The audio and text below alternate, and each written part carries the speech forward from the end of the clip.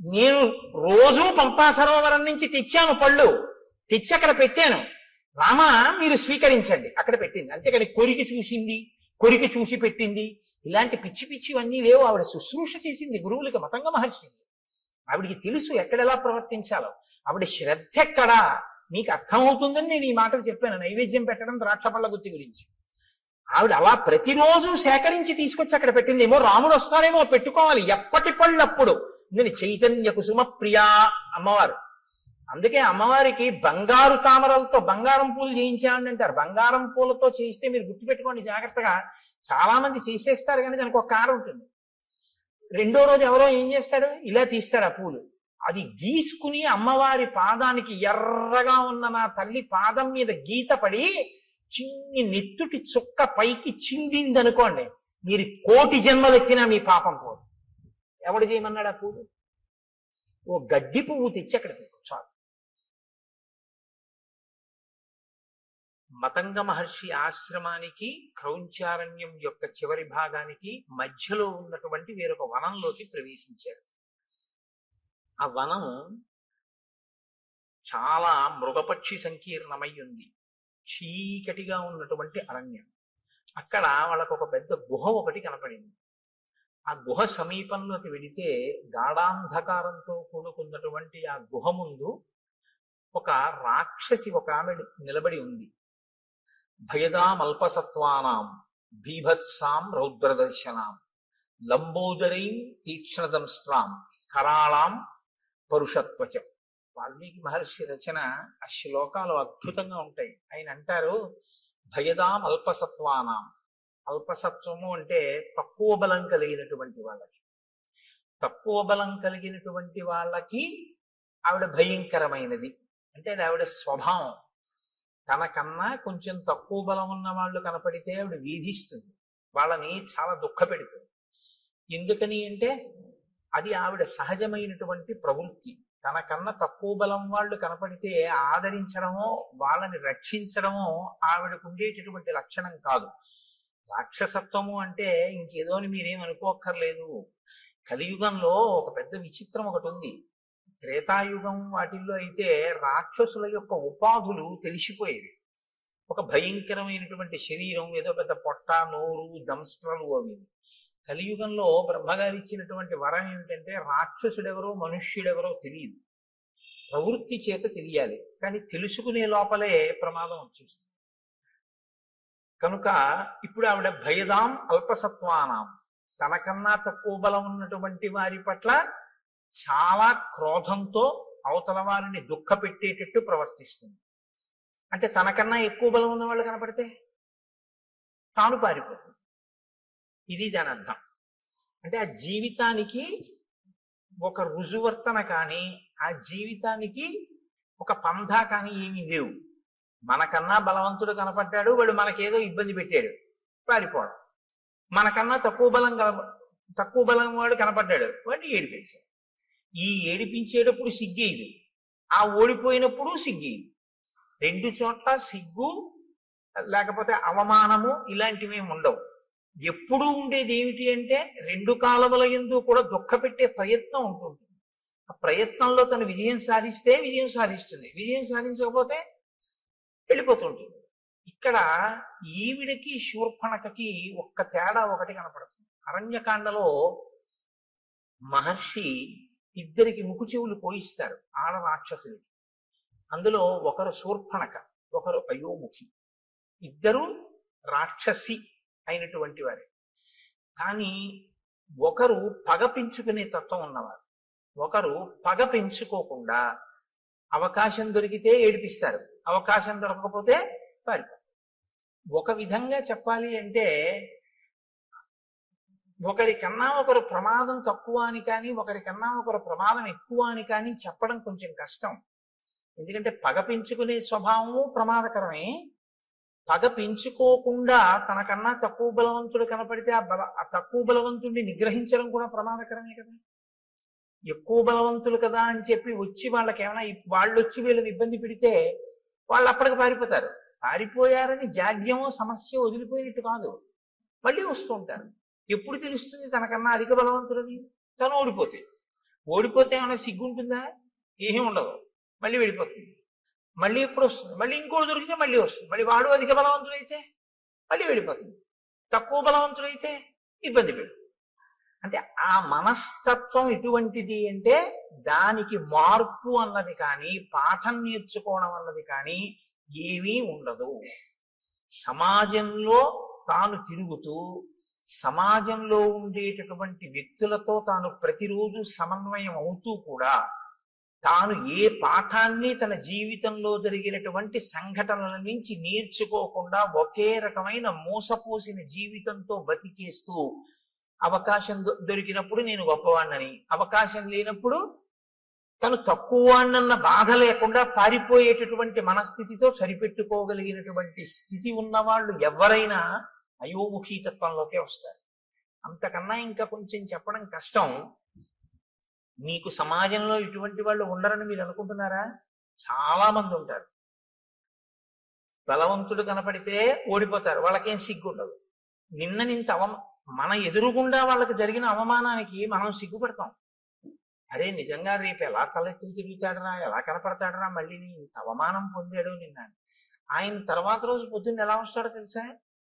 అసలు ఆ సంఘటనే జరగనట్టు వస్తాడు ఆయన. చాలా మంది ఉంటారు ఇలాగా. అంటే పేర్లు పెట్టి చెప్పడం బాగుండదు. మీరు గ్రహించగలరు. ఉద్ధతితో ప్రవర్తిస్తారు, ఎక్కడో దెబ్బతింటారు. తిని సిగ్గుపడడం ఏమీ ఉండదు. మనకన్నా చాలా సంతోషంగా ఉంటాడు ఆయన.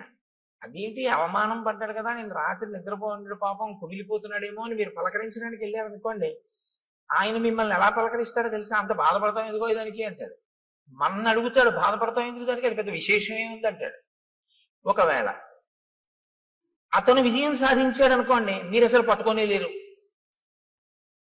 ఈ మన ప్రవృత్తి అత్యంత ప్రమాదకరం. అది ఎప్పటికీ ఏమీ తెలుసుకోలేదు. వీళ్ళ వల్ల ప్రమాదం ఎక్కడొస్తుందంటే వాళ్ళకేం ఉండదు. వాళ్ళకి ఒక రకంగా వాళ్ళకి ఏమిటంటే ఎప్పుడూ అలాగే గడిపేస్తూ జీవితాన్ని జీవించేస్తూ ఉంటారు. వాళ్ళని అంటి పెట్టుకుని ఉన్న వాళ్ళకి చాలా కష్టంగా ఉంటుంది. ఏంటిరా వీడికి మానవమానాలు లేవు, వీడితో ఉండడం. ఆయనకు కొడుకున్నాడు అనుకోండి, ఆ కొడుక్కి మానవమానాలు ఉన్నాయనుకోండి, ఆయన చాలా ఇబ్బంది పడతాడు. మా నాన్నగారు చెప్పలేడు తండ్రికి, మా నాన్నగారు ఏమీ తెలుసుకోరు, ఎప్పుడూ ఇలాగే ప్రవర్తిస్తారు. ఇది చాలా కష్టంగా ఉంది అని తను బరువు అవుతూ ఉంటాడు. తను బరువు అయ్యేటటువంటి పరిస్థితి మంచి ప్రవర్తన కాదు. అది దిద్దుకోవాలి. ఎవరైనా సరే దిద్దుకోవలసి ఉంటుంది. దాన్ని శ్రీరామాయణం కేవలం ఒక జరిగిపోయినటువంటి కథ అని మీరు వినాలి అనుకుంటే, రామచంద్రమూర్తి ఒక నరుడిగా అవతారాన్ని స్వీకరించి ఈ పాత్రలన్నిటితోటి సమన్వయం కావలసినటువంటి అవసరం ఆయనకి లేదు. వాల్మీకి మహర్షి ఇన్నిటిని గ్రంథస్థం చెయ్యక్కర్లేదు. ఆయన కొన్ని కొన్ని వదిలిపెట్టేసేయచ్చు. అయోముఖీ వృత్తాంతం మీరు విన్నప్పుడు పైకి ఎలా అనిపిస్తుందంటే, కేవలం కథాభాగం కింద వింటే ఈ పాటి దానికి అసలు అరణ్యకాండలో ఈ స్థానం అవసరమా అనిపిస్తుంది.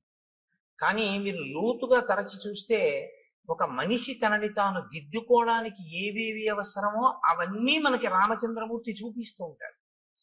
కాబట్టి ఇప్పుడు లంబోదరీం తీక్ష్ణదంష్ట్రాం కరాళాం పరుషత్వచం, ఆవిడ చాలా పెద్ద కడుపు కలిగినటువంటిది, పెద్ద పెద్ద కోరలు ఉన్నాయి, చాలా పరుషమైనటువంటి అంటే మందమైనటువంటి చర్మము కలిగినటువంటిది.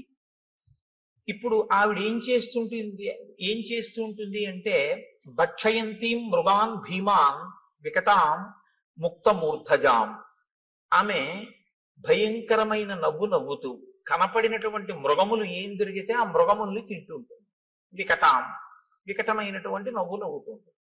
ముక్తమూర్ధజాం, కేశములు సంస్కరింపబడి ఉండవు, ఆ జుత్తు అంతా విరబోసుకుని ఉంటుంది. ఇది ఒక దారుణమైనటువంటి ప్రవృత్తి. నేను మన్నింపబడదని కాక, నేను రామాయణం చెప్తున్నానంతే. నేను ఇంక ఎవరిని ఉద్దేశించి చెప్పడము నా ఉద్దేశ్యం కాదు. స్త్రీ కేశపాశం కింద కట్టబడి ఉండి తీరాలి అని శాస్త్రవాక్యం. స్త్రీ కేశపాశం కింద కానీ చల్లుకుపోయి ఉంటే, విచ్చుకుపోయి ఉంటే అది దేశానికి కూడా అరిష్టం అని.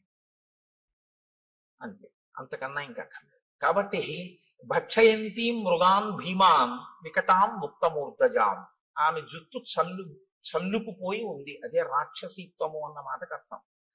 తను బాగున్నానని తను అనుకుంటే చాలు. దాని వల్ల ఆ అపచారం వల్ల ఇతరులు పోయినా తను పట్టించుకోక్కర్లేదు.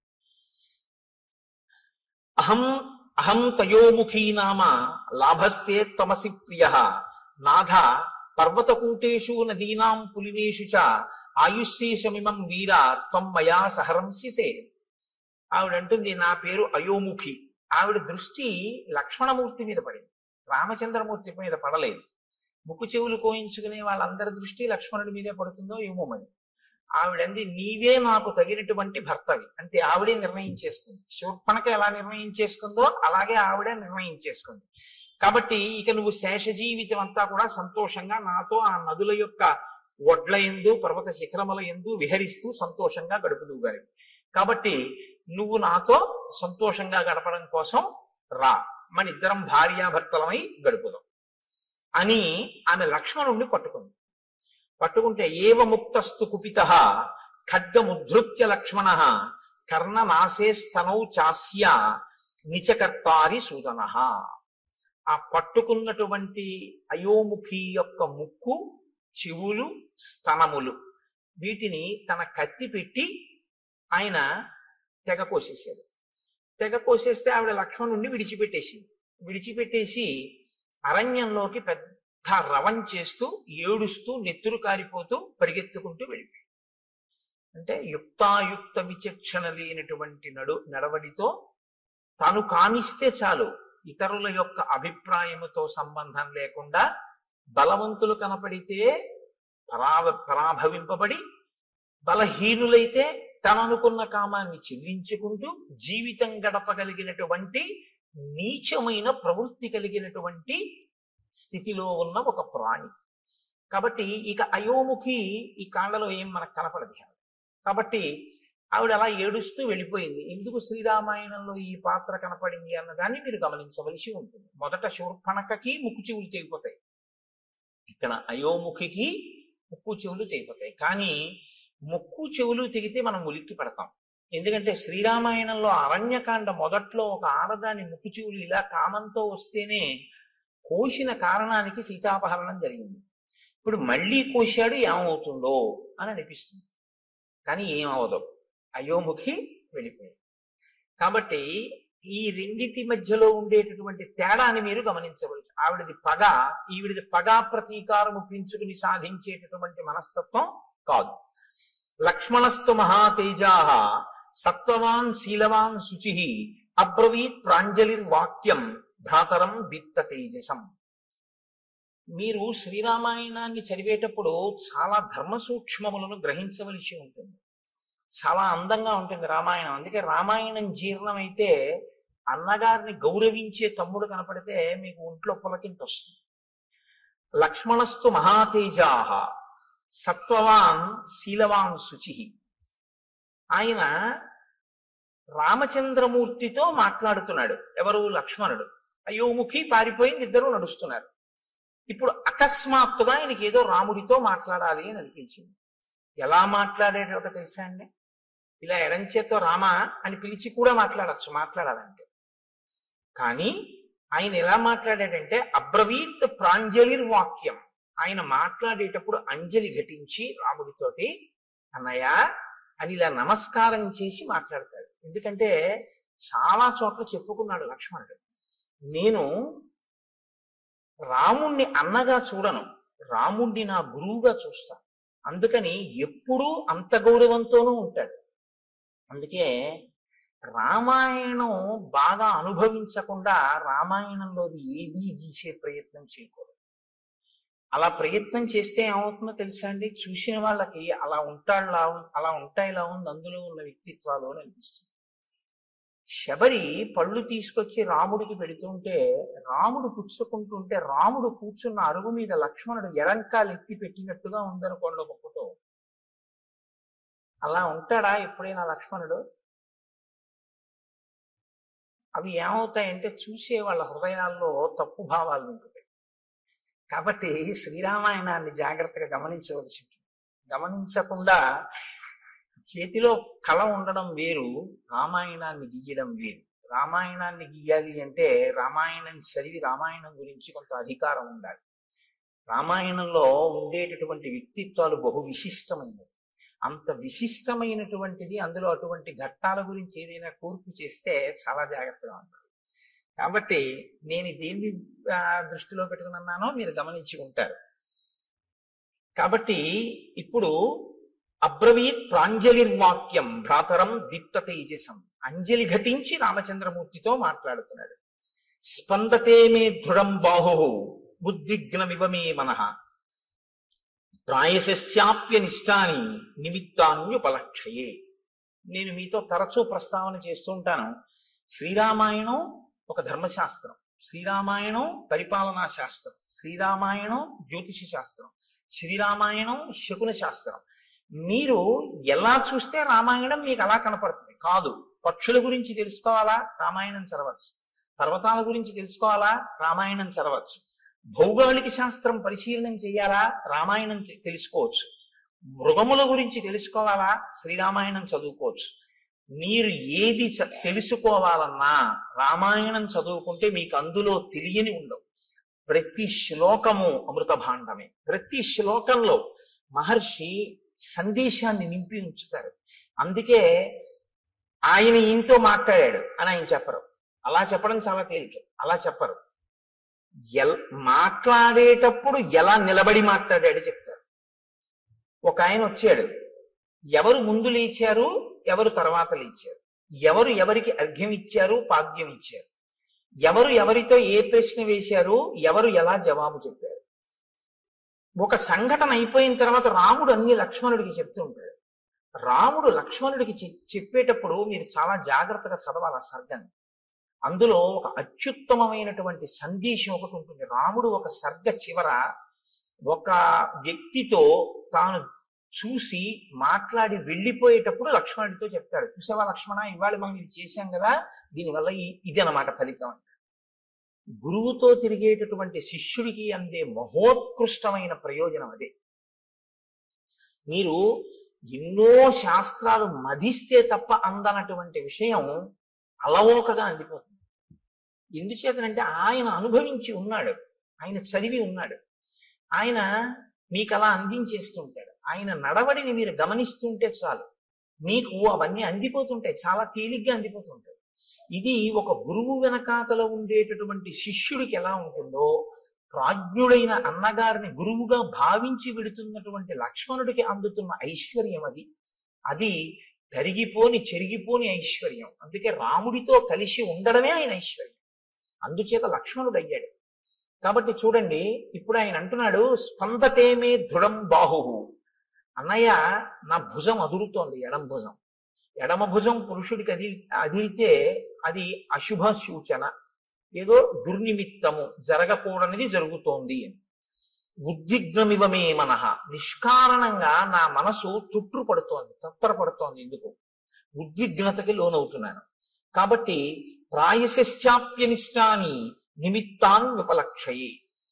ఏదో భయంకరమైనటువంటి సంఘటన, మనసుకి పరివేదన కల్పించేటటువంటి సంఘటన జరగబోతోంది అని నాకు అనిపిస్తోంది. ఇప్పుడు ఒక సంఘటన జరగబోతోంది, అదేదో చాలా క్లేశమైనటువంటి విషయమే.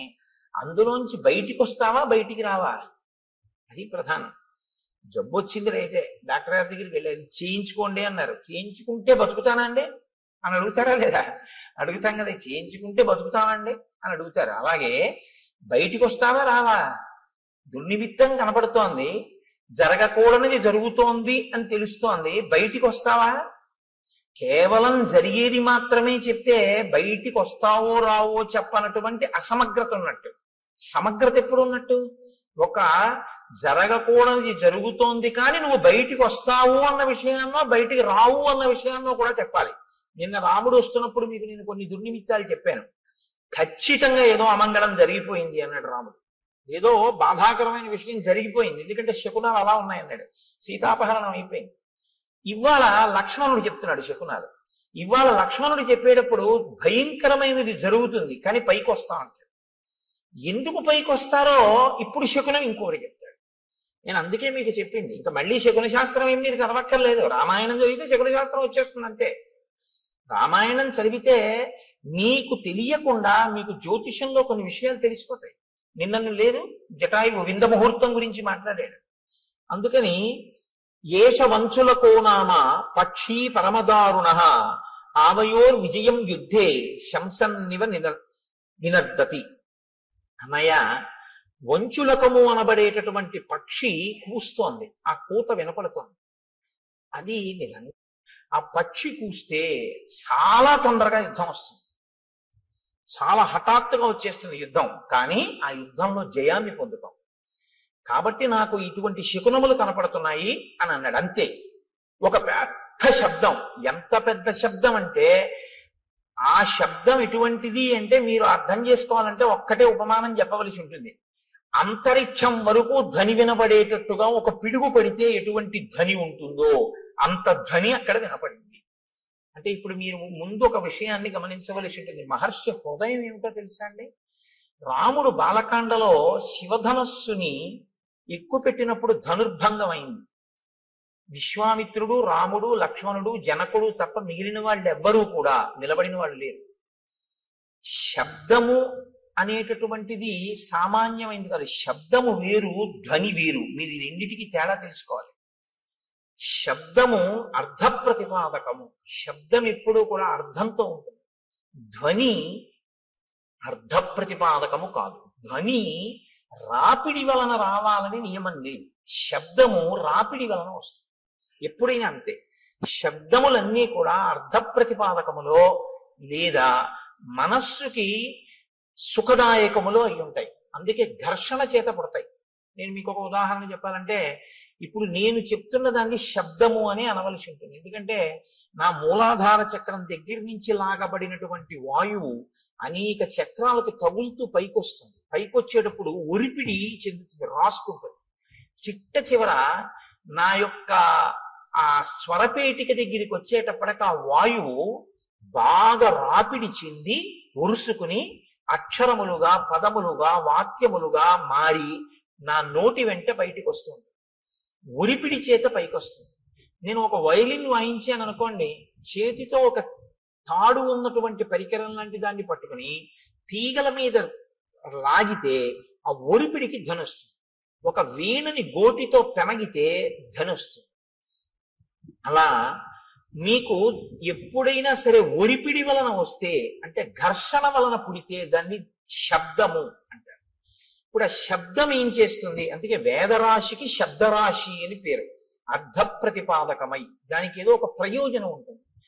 ప్రయోజనం లేనిది అనుకోండి, దానికి ఏమిటి అంటే మీరు చెప్పలేరు అనుకున్నప్పుడు దాన్ని శబ్దం అనకూడదు, ధ్వని అనాలి. పిల్లాడు ఆడుకుంటూ ఉంగా అన్నాడు అనుకోండి, దానికి అర్థం ఏంటి చెప్పండి అన్నారు అనుకోండి, ఏం చెప్తారండి? ఉంగా అన్నాడు పిల్లాడు, చంటి పిల్లాడు. ఏమయ్యా నువ్వు రామాయణం చెప్పావు కదా, దీనికి అర్థం చెప్పన్నారు అనుకోండి, ఎవరు చెప్తారు దానికి? అప్పుడు దాన్ని ఏమనాలంటే ధ్వని. అంటే దానికి ఒక అర్థం ఏం ఉండదు. అర్థం లేకుండా చేయబడేటటువంటిది ఏది ఉంటుందో దానికి మీరు ఏ అర్థము చెప్పడం కుదరదో వాటికి ధ్వనులని పేరు. కాబట్టి ఇప్పుడు ఏర్పడినది శబ్దమా ధ్వన అంటే యథార్థమునకు పెద్ద ధ్వని అని మీరు అనవలసి ఉంటుంది. ఎందుకంటే దానికి ఒక అర్థం లేదు. కానీ ఒక పిడుగు నేల మీద పడితే ఆ శబ్దము, ఆ ధ్వని అంతరిక్షం వరకు వినపడితే ఎంత ధ్వని ఉంటుందో అంత ధ్వని ఉంది. ధ్వనికి ఉండేటటువంటి లక్షణం ఏమిటో తెలుసా అండి? ధ్వనికి కానివ్వండి, శబ్దమునకు కానివ్వండి, ప్రాణాలు పొయ్యగలదు, ప్రాణాలు తీయగలదు. ఈ రెండు ఉంటాయి. ఎందుకో తెలుసా అండి? ఒక్కొక్కసారి ప్రాణం పోస్తుంది, ఒక్కొక్కసారి ప్రాణం తీసేస్తుంది. మీరు చూడండి, నిశ్చేష్టుడైపోయాడు అనుకోండి ఎవరో, మీరు వెళ్ళి ఏ తప్పట్లు కొట్టడమో ఏదో చేస్తే ఆ స్పృహలోకి వస్తారు, తీసుకొస్తుంది. దానికి ఆ శక్తి ఉంటుంది. శబ్దము మిమ్మల్ని జ్ఞానవంతుల్ని చేస్తుంది. లేకపోతే వినడం ఎందుకండి? వినడం వల్ల ఏదో మీకు తెలుస్తుందని కదా వింటూ ఉంటారు. అదే శబ్దము చాలా తీవ్ర స్థాయిలో వచ్చింది అనుకోండి, మనిషి ప్రాణం వదిలిపెట్టేస్తారు. అందుకే పిడుగు పడితే పిడుగు యొక్క ధ్వనికి ఆ భవనములు కింద పడిపోతుంటాయి. అక్కడ ఉన్నటువంటి జీవరాశి, చెట్లు కూడా నేల కొరిగిపోతాయి. ఎందుకని అంటే ఆ శబ్ద ప్రకంపనలు, ధ్వని ప్రకంపనల యందు శక్తి తరంగములు ఉంటాయి. దీన్ని మొట్టమొదట ప్రతిపాదించిన వాళ్ళు ఎవరంటే భారతదేశంలో ఆర్షధర్మంలో ఋషులు ప్రతిపాదించి కదలిక ఉన్న ప్రతిదాన్ని శక్తి స్వరూపంగా భావన చేశారు మన వాళ్ళు. అందుకే శబ్ద బ్రహ్మమయీ చరాచరమయీ జ్యోతిర్మయీ వాంగ్మయీ తత్వాతీతమయీ నిరంజనమయీ అని అమ్మవారిని స్తోత్రం చేశారు. అమ్మవారిని స్తోత్రం చేశారు అంటే మీరు ఒకటి గుర్తుపెట్టుకోవాలి, కదులుతున్నది ఏదైనా శక్తిగా భావన చేశారు. కదిలి కదిలి ఇక కదలవలసిన అవసరం లేని రీతిలో నీలో నువ్వు అనుభవించవలసిన ఆనందాన్ని శివుడిగా సంకేతించాడు. కాబట్టి ఇప్పుడు శివశక్తులు రెండు ఎప్పుడు కలిసే ఉంటాయి. ఈ రెండిటిని మీరు వేరు చేసి చూడడం అనేటటువంటిది ఎప్పుడూ కుదరదు. అందుకే ఈ ప్రపంచం అంతా కూడా పరమశివ తాండవ పార్వతీ లాస్య స్వరూపము అన్నారు శంకరాచార్యులు వారు. లాస్యం అంటే భావం, తాండవం అంటే కదలిక. మీరు చూడండి, మీకు ఈ ప్రపంచం అంతా శివస్వరూపంగా మంగళస్వరూపంగా చూడడం ఎలాగా అంటే దానికి ఆ దృష్టికోణాన్ని శంకరులు అందించారు. అందుకని వారు జగద్గురువులు అయ్యారు. కదలకుండా ఉండదు. ఇప్పుడు నేనేదో మాట్లాడుతున్నాను, కదులుతూ ఉంటాను. కదలిక తాండవం శివస్వరూపం. ముఖమునందు భావ ప్రకటనము అమ్మవారు లాస్యం. ఒక ఆయన నవ్వుతూ ఉంటాడు, ఒక ఆయన విచారంగా ఉంటాడు, ఒక ఆయన సంతోషంగా ఉంటాడు, ఒక ఆయన హాస్యం ఆడుతూ ఉంటాడు. మీరు అలా విడుతూ చూస్తుంటే రకరకాల భావనతో ఉంటారు. అందరూ ఒక్కలా ఉండరు. ఇన్ని భావనలు అమ్మవారు, ఇన్ని కదలికలు ఈశ్వరుడు. కదలిక భావన కలిసే ఉంటాయి. ఎప్పుడు చూడండి, కలిసే ఉంటాయి అనేటప్పటికీ నేనేమన్నాను, ఇలా అన్నాను. అంటే లోపల కలయిక అన్న భావన రాగానే నేను ఇలా సంకేతించాను. ఈ భావన ఈ కదలిక రెండు ఒకదాన్నొకటి అనుసరించడం. వాగర్ధావివ సంపృక్తౌ వాగర్ధ ప్రతిపత్తయే జగత పితరౌ వందే పార్వతీ పరమేశ్వరౌ. వాళ్ళిద్దరి స్వరూపమై ఈ జగత్తంతా ఉందయా. పార్వతీ పరమేశ్వరుడు ఈ లోకమంతా నిండి ఉన్నారు. నువ్వు అలా చూడగలిగితే జగత్తు తాండవ లాస్య స్వరూపము. కాబట్టి దాన్ని వాల్మీకి మహర్షి ఎందుకండి అంత గొప్పగా ఆ విషయం కూడా మాట్లాడడం అంటే, అది ఇంకొకటి వింటే చచ్చుండివాడు. తట్టుకోగలిగారు అంటే ఇప్పుడు దాని మూలస్థానమును కూడా ఛేదించగలిగినటువంటి పరాక్రమవంతులు. చిలికే అంత బలం ఉంటే చేతులకి ఎంత బలం ఉండాలి. కాబట్టి ఇప్పుడు మూలస్థానాన్ని ఛేదించగలరు. ఇది రామచంద్రమూర్తి యొక్క లక్ష్మణుని యొక్క వీర్యము పరాక్రమము. మీతో నేను చాలా మార్లు మనవి చేస్తున్నాను, వీర్యం అన్న మాటకు అర్థం అదే. ఎదుట వస్తున్నటువంటి ఎదిరింపునకు లేదా తనతో తలపడుతున్నటువంటి స్థితిలో ఉన్న ఎదురుగుండా కనపడుతున్నటువంటి ప్రతిద్వంద్వి యందు లోపల తాను చెక్కు చెదరక ఎదుటివాడిని చెక్కు చెదిరిపోయేటట్టు చెయ్యగలిగినటువంటి ప్రజ్ఞకి వీర్యం అని పేరు. ఇది లోపల నిబిడీకృతమై ఉంటే పరాక్రమం అని పేరు. కాబట్టి ఇప్పుడు ఈ వీర్య పరాక్రమములు ఉన్నవాడు కాబట్టి అందుకని అడిగారు వాల్మీకి మహర్షి, కోన్వస్మిన్ సంప్రదంలోకే గుణవాన్ కశ్చి వీర్యవాన్ ధర్మజ్ఞశ్చ కృతజ్ఞశ్చ సత్యవాక్యో దృఢవ్రతః చారిత్ర్యేణ చ కోయుక్తః సర్వభూతేషు కోహితః విద్వాన్ కః కస్సమర్థస్య కశ్చైక ప్రియదర్శనః ఆత్మవాన్ కో జితక్రోధో ద్యుతిమాన్ కో నరసూయకః. ఇన్ని ప్రశ్నలు వేయడానికి కారణం అదే. కాబట్టి ఇప్పుడు వారు ఆ ధ్వనిని విని వాళ్ళు ఏమనుకున్నారంటే ఇంత పెద్ద ధ్వని ఎక్కడి నుంచి వచ్చింది అని ఆశ్చర్యపోయారు. వారు ఆశ్చర్యపోయే లోపలే వారికి ఎదురుగుండా ఒక స్వరూపం ఒకటి కనపడింది, ఒక పెద్ద ఆకారం ఒకటి కనపడింది. ఆకారము అన్న మాట నేను ఎందుకు అనవలసి ఉంటుందంటే, చూడగానే గుర్తుపట్టగలిగితే ఇది బలానా అని గుర్తుపట్టగలిగారు అనుకోండి, మీ ప్రజ్ఞకు అందుతోంది అని గుర్తు. ఇలా చూస్తే మనిషి అన్నాను అనుకోండి, నా ప్రజ్ఞకు అందింది. జింక నా ప్రజ్ఞకు అందింది, లేడి నా ప్రజ్ఞకు అందింది, సర్పము నా ప్రజ్ఞకు అందింది. అసలు అటువంటి రూపు లోకంలో ఎక్కడా వర్ణింపబడలేదు, తాను చూడలేదు. నేను చూడకపోవచ్చు కానీ విన్నాను అనుకోండి తెలుస్తుంది. ఒక హంస నేను చూడలేదు కానీ హంస కనపడింది, ఇది హంస అనుకుంటానండి అంట. మళ్ళీ ఇదో విచిత్రం తెలుసా అండి, నామం ఉంటే రూపం ఉంటుంది, రూపం ఉంటే నామం ఉంటుంది, నామం రూపం కలిస్తే మాయవు.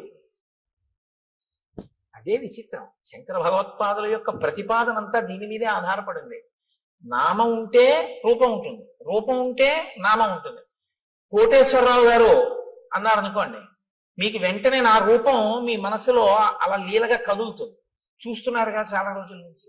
కోటేశ్వరరావు అనబడేటప్పటికీ నేను ఇలా వస్తూ ఉంటే ఆ కోటేశ్వరరావు వస్తున్నారు అంటే నా రూపాన్ని నామంతో గుర్తిస్తారు. అలా ఇంకోళ్ళు వస్తున్నారు అనుకోండి, కోటేశ్వరరావు వచ్చారా అండి అన్నారు అనుకోండి, ఎవరైనా కొత్త వాళ్ళ, ఆయన కాదండి రాలేదంటారు. నామము రూపము పక్క పక్కనే ఉంటే కుండ అన్నాను అనుకోండి, కుండ ఎలా ఉంటుందో మీకు వెంటనే మనసు చూపిస్తుంది, ప్రొజెక్ట్ చేస్తుంది. అసలు నిజానికి మీరు పెట్టిన పేరు మీరు చూపించిన పదార్థము రెండు అసత్యాలు. దాన్ని కుండ అనకుండా కర్ర అని కొత్తగా పేరెడుతున్నానన్నా దానికి ఏం అభ్యంతరం ఏమి ఉండదు. రెండు, అది మట్టి యొక్క వికారం, అది అసలు నిజానికి దాని సత్యం అది కాదు. సరే, ఇప్పుడు నేను మళ్ళీ శాంకర సిద్ధాంతం మాయాది కాదు, కానీ నామరూపములు అదొక గమ్మత్తు. కాబట్టి మనసుకి ఉండేటటువంటి పరిమితి ఏమిటంటే తను వినన్నా ఉండాలి, తను చూసన్నా ఉండాలి. విని కాని చూసి కాని ఉంటే ప్రాణిని గుర్తిస్తుంది. ఇప్పుడు రామలక్ష్మణులు ఇద్దరు ఏమిటి అలా ఉన్నాడన్నారు అనుకోండి, రామలక్ష్మణులు కూడా ఎన్నడూ ఊహించలేదు అన్నమాట. అటువంటి ప్రాణి ఒకటి లోకంలో ఉంటుంది అని రామలక్ష్మణులు ఊహించలేదు. వీళ్ళిద్దరు ఎటువంటి వాళ్ళు, వంచులకము కూస్తోందని చెప్పగలిగిన వాళ్ళు. పిట్టరు మనం ఎంత తేలిగ్గా చెప్తామో కాకెరుస్తోందని రామలక్ష్మణుల అరణ్యంలో పిట్టల కోటలు అంత బాగా చెప్తారు. అన్ని మృగాలు చెప్తారు వాళ్ళు. అటువంటి వాళ్ళు ఆ ఎదురుగుండా ఉన్న ప్రాణిని గుర్తించలేకపోయారు. ఇది విరూపము అన్న పేరు. అంటే అసలు ఎవరు ఊహించనంత వికృతంగా ఉంటుంది. కాబట్టి ఇప్పుడు అది మనసుకి ఖేదము కల్పించవచ్చు, ఒక్కొక్కసారి ఉల్లాసమును కల్పించవచ్చు, రంజకత్వం ఉంటే అందులో. కాబట్టి ఇప్పుడు వాళ్ళిద్దరూ దూరంగా ఉన్న ఆ ప్రాణి వంక చూశారు. వెంటనే మహర్షి ఏం చేస్తారంటే దాన్ని ముక్కలు కింద విరవకుండా చూపించేస్తారు. అది ప్రజ్ఞ, కవి యొక్క ప్రజ్ఞ మీరు చూడాలి. ఎందుకో తెలుసా అండి, ఆయన రాముడి కళ్ళల్లోంచి ఘంటం కదులుతుంది. ఇప్పుడు రాముడు చూస్తున్నాడు. రాముడు చూసేటప్పుడు ఆ చూపు చకచక నడిచేస్తుంది. అంతే, ఎలా చూశాడు అన్నది పైనుంచి కింద వరకు ఆ ప్రాణి ఎంత విచిత్రంగా ఉందో చూస్తారు. అంతేగాని సగం చెప్పి మళ్ళీ ఎటో చూసి చెట్టు చెప్పి మళ్ళీ ఇది చెప్పి అలా ఉండదు. ఆ రచనలో ప్రజ్ఞ.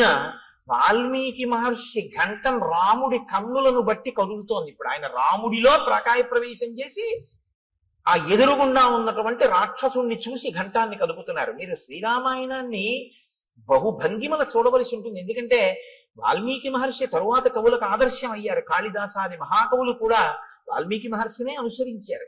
కాబట్టి వివృద్ధం అశిరోగ్రీవం కబంధముదరే ముఖం అగ్నిజ్వాలానికాశేన లలాటస్థేన దీప్యత మహాపక్ష్మేణ పింగేన విపులే నాయతేన చ ఏకేనోరసి ఘోరేణ నయనే నాశుదర్శిన మహాదంస్ట్రోపపన్నం తల్లేలిహాసం మహాముఖం భక్షయంతం మహాఘోరాన్ రోక్ష సింహ మృగద్విపాన్ ఘోరౌ భుజౌ నికుర్వాణం ఉభౌ యోజనమాయతౌ.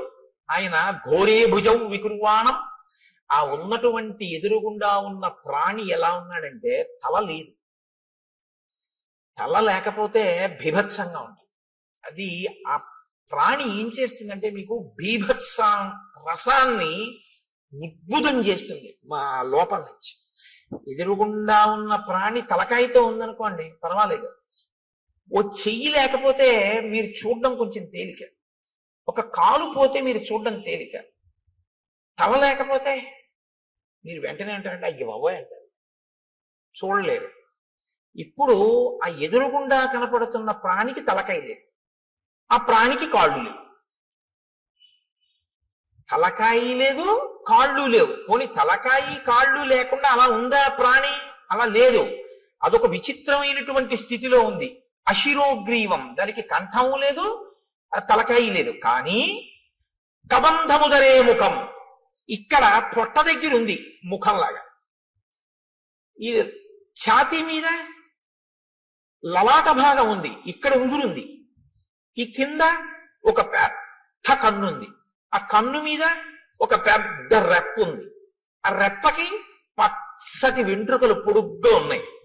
ఆ కన్ను ఎత్తి చూస్తే అగ్ని జ్వాల ఎలా ఉంటుందో అలా ఉంది ఆ కన్ను, ఎర్రగా.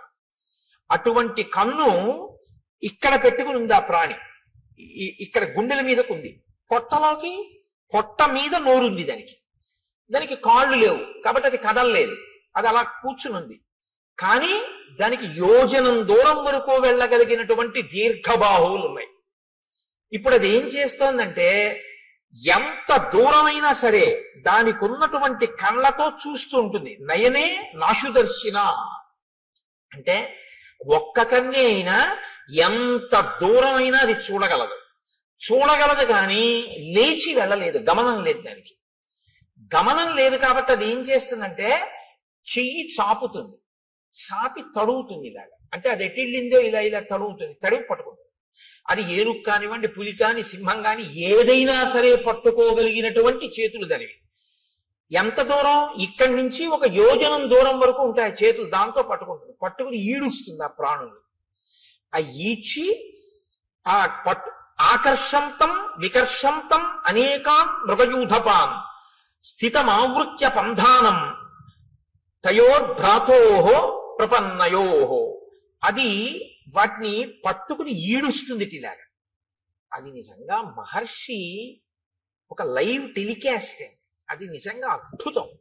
ఎందుకంటే పట్టుకుని ఇలా ఎత్తడం కొన్ని ప్రాణుల లక్షణం, ఏడవడం కొన్ని ప్రాణుల లక్షణం. మీరు చూడండి, ఉత్తమమైనటువంటి సంస్కారం ఉన్న ప్రాణులు కొన్ని ఉంటాయి. చాలా ఉత్తమ సంస్కారం ఉన్న ప్రాణులు అని గుర్తేమిటో తెలుసా అండి? చేతితో పట్టుకుని ఎత్తి తింటాయి. అవి లోకంలో 1 మనుష్యులు, 2 కోతి, 3 ఏనుగు. వేదంలో మంత్రాన్ని నేను చెప్తున్నాను ఇప్పుడు మీకు చెప్పేది. చాలా ఉత్తమ సంస్కారంతో ఈశ్వరుడు సృష్టించిన ప్రాణి అని గుర్తు ఏంటంటే చేతితో తింటుంది. ఏనుగు ఎత్తి తొండంతో నోట్లో పెట్టుకుంటుంది, కోతి అరటిపండుని ఎత్తి నోట్లో పెట్టుకుంటుంది, మనిషి పదార్థాన్ని ఎత్తి చేతితో తింటాడు. ఈడ్చి తినేటటువంటివి, క్రౌర్యం ఉన్నటువంటివి ఈడ్చి తీసుకెళ్తాయి. ఒక పులి ఉందనుకోండి, ఓ జింకని కొట్టి ఆ పంజాతో పట్టుకుని, నోటితో పట్టుకుని భూమి మీద ఈడుస్తూ తీసుకెళ్తాడు. ఈడ్చి తీసుకెళ్లి అది నెత్తురోడిపోతూ బాధపడిపోతూ ఆ దెబ్బకి నెత్తురోడిపోయి అరుస్తుంటే ఈడ్చుకుంటూ తీసుకెళ్లి కింద పెట్టి తన పంజా కింద తొక్కి పెట్టి నోటితో పీకుతుంది మాంసఖండాన్ని. అది క్రౌర్యానికి పరాకాష్ఠ. సాత్విక బుద్ధికి పరాకాష్ఠ ఏమిటంటే చేతితో ఎత్తి తినడం అనేటటువంటి అలవాటు ఉంటుంది. మహర్షి అంటున్నారు ఆకర్షంతం వికర్షంతం, పట్టి ఈడుస్తాడు అన్నారు. అక్కడ పట్టి అలా ఎత్తి ఇలా తేడు, ఇలా ఈడుస్తూ ఉంటాడు. ఎందుకంటే ఈడ్చడంలో ఉంది ఆ పైశాచిక భావన, ఆ క్రౌర్యం ఉంది అందులో. అంటే అసలు ఉండడమే విచిత్రం, ఆ తినడమూ విచిత్రం. ఎంత క్రౌర్యం కలిగినటువంటి ప్రాణో, ఎంత విచిత్రమైన ప్రాణో మీరు ఊహించవలసి ఉంటుంది. ఇంత ఘోరంగా అయినటువంటి స్వరూపం ఎలా వచ్చింది, ఎందుకు వచ్చిందన్న ఆలోచన ఒకటి మీకు వెంటనే రావాలి. ఇది చాలా ప్రధానం రామాయణంలో. అది ఎందుకు వచ్చింది అన్నది మీరు తెలుసుకుంటే అలా మనం రాకుండా ఉండడానికి అవకాశం దొరుకుతుంది కదా. అంతేకాని ఇప్పుడు దాని వంక చూశారు ఇద్దరు. చూసేటప్పటికి అది వీళ్ళిద్దరిని పట్టుకుని ఇద్దరిని ఈడ్చేసింది దగ్గరికి. ఈడ్చేసి మీరు నాకు ఈశ్వరుడు ఇచ్చిన ఆహారం తినేస్తానని నోట్లో పడేసుకోవాలి కదా. మనకైతే ఇక్కడ, దానికి ఇక్కడే. కాబట్టి ఆ ఈడ్చి తెచ్చి లోపల పడేసుకోవడానికి సిద్ధపడుతోంది. వెంటనే లక్ష్మణుడు అన్నాడు, అన్నయ్య దీన్ని మనం ఉపేక్షించకూడదు, ఈ ప్రాణిని మనం చంపకూడదు. నిజంగా శ్రీరామాయణం ధర్మశాస్త్రం అద్భుతం. అందుకు మహర్షి ప్రతి చిన్న విషయాన్ని కూడా రచనలో చూపిస్తాడు. నిశ్చేష్టానాం మధో రాజన్ కుచ్చితో జగతీపతే క్రతు మధ్యోపనీతానాం పశూనాం ఇవ రాఘవ. లక్ష్మణుడు అంటున్నాడు, కదలిక లేని ప్రాణిని చంపకూడదు. ఎందుకంటే అది పారిపోవడానికి అవకాశం ఇది. పారిపోవడానికో, విన్నిచ్చి పారిపోవడానికో, నీ మీద కలియబడ్డానికో దానికి అవకాశం ఉంటే నీ వీరత్వం చంపాలి. కదలలేని దాన్ని చంపడం ఏంటి? బలి మా బావ బల్లెమ్ము చేయబోని పుల్లాకు తూట్లుగా పొడవలేదే అన్నట్టు కదలలేని ప్రాణిని చంపడం ఏంటి? కాబట్టి అన్నయ్య మనం చంపకూడదు. ఎంత ధర్మం అండి. ఇంకోడైతే ఈ ధర్మం కదూ కాపాడింది, అందుకు కదా అన్నాడు మారీచుడు, రామో విగ్రహవాన్ ధర్మ. అప్పుడు కూడా ఇలా ఉన్నాడు బాబా. ఇదేమిటి అంటే బుద్ధి వెంటనే స్వస్థతను తప్పి చంపవతల వారేద్దాం అందరూ. వాళ్ళు బాగా ఆలోచిస్తారు, ప్రతి దాన్ని ధర్మం కోణంలో చూస్తారు. అక్కడ ఎవరున్నారండి చంపేస్తే? చంపేశారు అనుకోండి ఇద్దరు కలిసి, పోన్లే అనయ్య ఎవరు చూడొచ్చారు అనొచ్చు. కాదు, ఎవరు చూడొచ్చారనరో, చూడవలసిన వాడు చూడకపోవడం అన్నది ఎలా జరుగుతుందంటారు వాళ్ళు. ఇది ధర్మావలంబనకి కారణం. ధర్మమూర్తిగా ఎందుకు ఉండగలుగుతాడు ఒక వ్యక్తి అంటే, నేను ఎలా తప్పుకుంటానండి, ఈశ్వరుడు ఎప్పుడూ చూస్తూ ఉంటాడు కదా అంటాడు. నేను ఒకవేళ తప్పు చేస్తే ఈశ్వరుడు యొక్క సన్నిధానంలోనే నేను తప్పు చేయాలి తప్ప ఈశ్వరుడు చూడకుండా నేను తప్పు చేయడం కుదరదు. ఆయన ఎప్పుడూ చూస్తూ ఉంటాడంటాడు. ఎప్పుడూ చూస్తున్నాడు వాడు అన్నవాడు చాలా తప్పులు చెయ్యలేడు. చాలా అన్నమాట నేను ఎందుకన్నానో తెలుసా అండి, ఏ తప్పు చెయ్యలేడని ముందే అనడం చాలా కష్టం. కొంత మార్పు అన్నది వస్తుంది ఎప్పుడంటే చాలా తప్పులు చేయలేడు, తర్వాత ఏ తప్పు చేయలేడు. కాబట్టి రాముడు ధర్మమూర్తిగా ఎందుకు ఉండగలడు ఎప్పుడు అంటే, ధర్మం అనేటటువంటిది తాను అనుష్ఠిస్తున్నానో లేదో అనేటటువంటిది వృక్షములు దేవతా స్వరూపంగా చూస్తున్నాయని రాముడు నమ్ముతాడు. మనం అంటే నాలాంటి వాడైతే ఏమంటాడంటే, ఎవరు చూడొచ్చారంట. ఇదే తేడా. ఇది అలవాటు చేసుకోవడం ధర్మానికి పునాదిరాయి. ఇది నిలబడాలి. ఇది నిలబడితే మార్పు వస్తుంది మనసు. కాబట్టి నిశ్చేష్టానాం వధోరాజం కుచ్చితో జగతీపతే. ఓ జగతీపతి రామా, మనం స్థాణువుగా కదలలేని వాడిని చంపకూడదు. కాబట్టి ఇతను తన నోట్లో మన్ని పడేసుకునేటట్టు ఉన్నాడు. కాబట్టి ఈ 2 బాహువులని తరిగేద్దాం. ఇతని శక్తి బాహువులే. ఎందుకని? గమనం లేదు, కదలలేడు. నోటితో కరవలేడు, ఎందుకంటే పొట్టకుంది నోరు. గోరలా పడుకుని కరిచి పట్టుకోగలిగినటువంటి శక్తి లేదు. కానీ చేతులతో మాత్రం తడిమి పట్టుకుంటాడు. కాబట్టి చేతులు నరికేస్తే వీడు ఉన్నా ఒకటే, ఊడిపోయినా ఒకటే. అక్కడతో వీడు కూడా చచ్చిపోతాడు. ఎందుకంటే ఆహారం లేదు ప్రాణానికి. ఆహారం లేకపోతే ప్రాణము నిలబడదు, శోషించిపోయి పడిపోతుంది. మనం చంపక్కర్లేదు, వీడి యొక్క బలం ఎక్కడుందో దాన్ని తుంచేద్దాం.